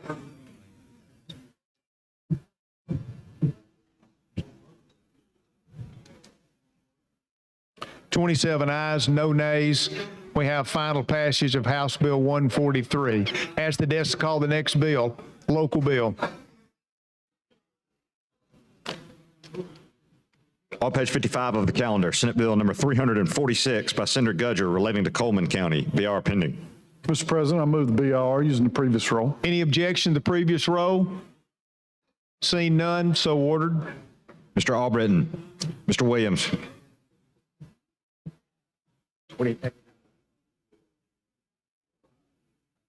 28 ayes, no nays. The BIR is adopted. Ask the desk to call the bill. On page 55 of the calendar, Senate Bill number 346 by Senator Gudger relating to Coleman County. Mr. President, I move final passage using the previous roll. Any objection to the previous roll? See none, so ordered. Mr. Albritton, Mr. Williams. 28 ayes, no nays. We have final passage, Senate Bill 346. Ask the desk to call the next local bill.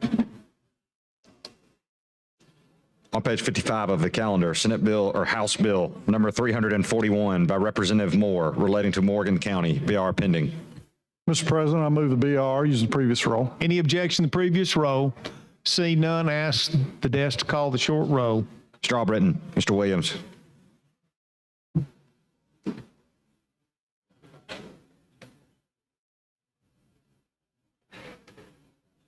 Twenty-nine ayes, no nays. The BIR is adopted. Ask the desk to call the local bill. On page 55 of the calendar, House Bill number 341 by Representative Moore relating to Morgan County. Mr. President, I move final passage using the previous roll. We have an objection.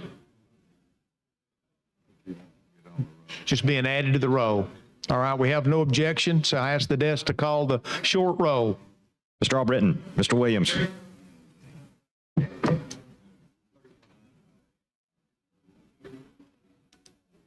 "31 ayes, no nays. We have passage of House Bill 341. Ask the desk to call the next local bill. On page 55 of the calendar, House Bill number 414 by Representative Oliver relating to Tallapoosa County, BR pending. Mr. President, I move BIR using the previous roll. Any objection to the previous roll?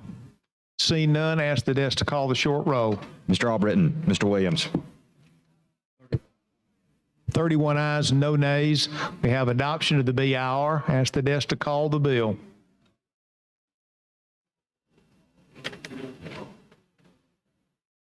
On page 55 of the calendar, House Bill number 414 by Representative Oliver relating to Tallapoosa County. Mr. President, I move final passage using the previous roll. Final passage on previous roll. Any objection? See none, ask the desk to call the short roll. Mr. Albritton, Mr. Williams. Yep. 30 ayes, no nays, one abstention. We have final passage of House Bill 414. Ask the desk to call the next local bill. On page 55 of the calendar, House Bill number 415 by Representative Oliver relating to the city of Dadeville and Tallapoosa County, BR pending. Mr. President, I move the BIR using the previous roll. Any objection to the previous roll? See none, ask the desk to call the short roll. Mr. Albritton, Mr. Williams.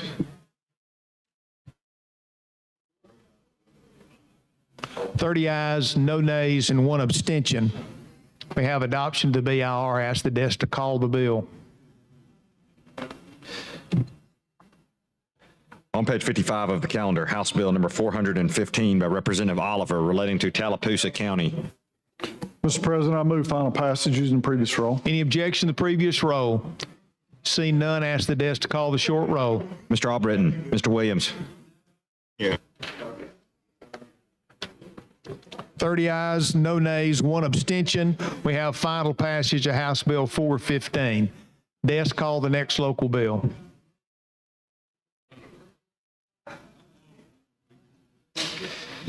On page 59 of the calendar, Senate Bill 343 by Senator Wagner relating to Jefferson County. Mr. President, Senator Wagner, move you're adoption of recognized. BIR using short roll. Any objection to the short roll? Seeing none, ask the desk to call the short roll. Mr. Albritton, Mr. Williams.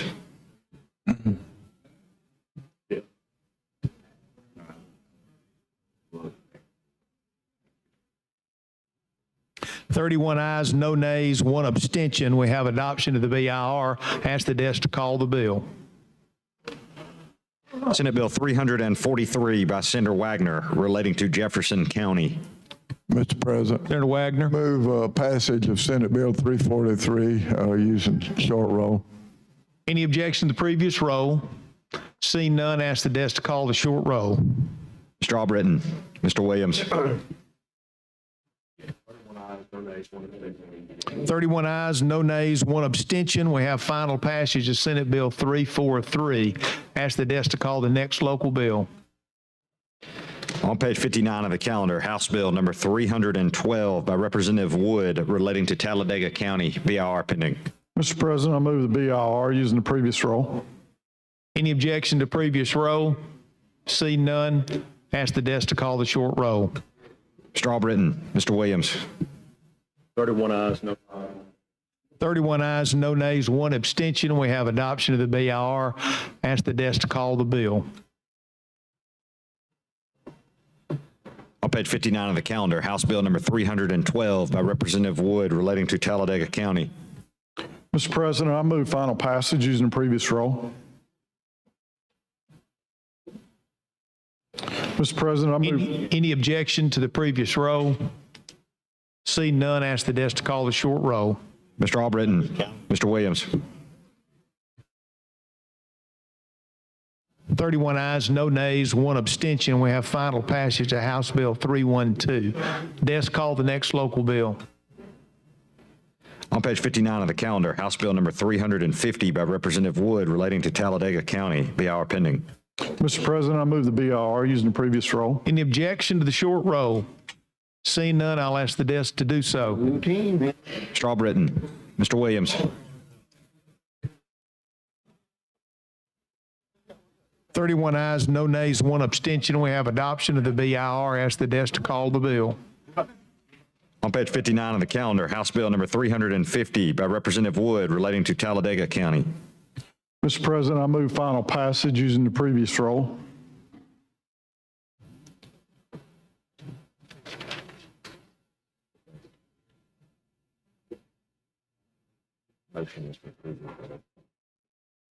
Any objection to the previous roll? Seeing none, ask the desk to call the short roll. Mr. Albritton, Mr. Williams. 31 ayes, no nays, 1 abstention. We have final passage on House Bill 350. Ask the desk to call the next local bill. On page 59 of the calendar, House Bill 474 by Representative Estes relating to Lamar County. BIR pending. Mr. President, I move the BIR using the previous roll. Is there objection to the short roll? Seeing none, ask the desk to call the short roll. Mr. Albritton, Mr. Williams. 31 ayes, no nays, 1 abstention. We have adoption of the BIR. Ask the desk to call the bill. On page 59 of the calendar, House Bill 474 by Representative Estes relating to Lamar County. Mr. President, in consultation with the Rules Chair, I make a motion to pass all the rest of the local bills en masse. Just kidding. Just kidding. I move final passages of HB 474 using the previous roll. Any objection to the previous roll? See none, so ordered. Mr. Albritton, Mr. Williams. 31 ayes, no nays, 1 abstention. We have final passage of House Bill 474. Desk, call the next local bill. On page 60 of the calendar, House Bill 476 by Representative Hammett relating to Covington County, BR pending. Mr. President, I move the BR using the previous roll. Any objection to the previous roll? Seeing none, ask the desk to call the short roll. Mr. Albritton, Mr. Williams. 31 ayes. 31 ayes, no nays, 1 abstention. We have adoption of the BR. Ask the desk to call the bill. On page 60 of the calendar, House Bill 476 by Representative Hammett relating to Covington County. Mr. President, I move final passage using the previous roll. Any objection to previous roll? Seeing none, ask the desk to call the short roll. Mr. Albritton, Mr. Williams. 31 ayes. 31 ayes, no nays, 1 abstention. We have final passage, House Bill 476. Ask the desk to call the next local bill. On page 60 of the calendar, Senate Bill 333 by Senator Elliott relating to Baldwin County, BR pending. Mr. President, I move move the BR using the previous roll. Any objection to the previous roll? Seeing none, I'll ask the desk to call the short roll. Mr. Albritton, Mr. Williams. 31 ayes, no nays, 1 abstention. We have adoption of the BR. Ask the desk to call the bill. On page 60 of the calendar, Senate Bill number 333 by Senator Elliott relating to Baldwin County. Mr. President, I move final passage using the previous roll. Any objection to the previous roll? See none, so ordered. Mr. Albritton, Mr. Williams. 31 ayes. 31 ayes, no nays, 1 abstention. We have final passage of Senate Bill 333. Ask the desk to call the next local bill. On page 60 of the calendar, House Bill number 355 by Representative Simpson relating to the historic Blakely Authority, BR pending. Mr. President, I move the BR using the previous roll. Any objection to the previous roll? See none, so ordered. Mr. Albritton, Mr. Williams. Do you want to be back? 30.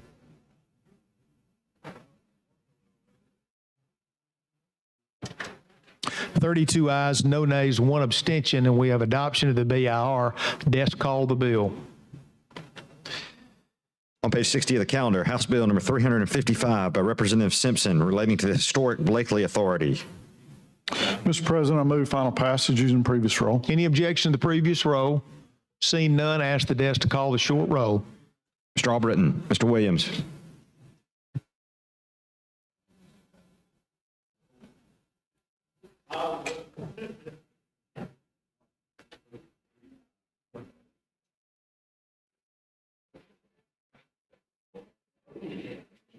33 ayes, no nays, 1 abstention. We have final passage on House Bill 355.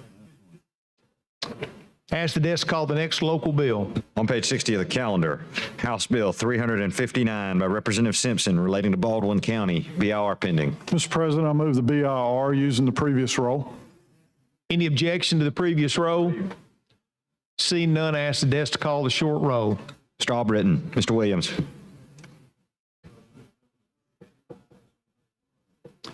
33 ayes, no nays, 1 abstention. We have adoption of the BIR. Ask the desk to call the bill. On page 60 of the calendar, House Bill 359 by Representative Simpson relating to Baldwin County. Mr. President, I move final passage using the previous roll. Any objection to the previous roll? See none, ask the desk to call the short roll. Mr. Albritton, Mr. Williams. 33 ayes, no nays, 1 abstention. We have final passage on House Bill 359. That concludes local bills. Mr. President, with that conclusion, I would move that we stand in recess until 2:30. You all have heard the motion. All in favor, aye. All opposed? We are in recess until 2:30 p.m.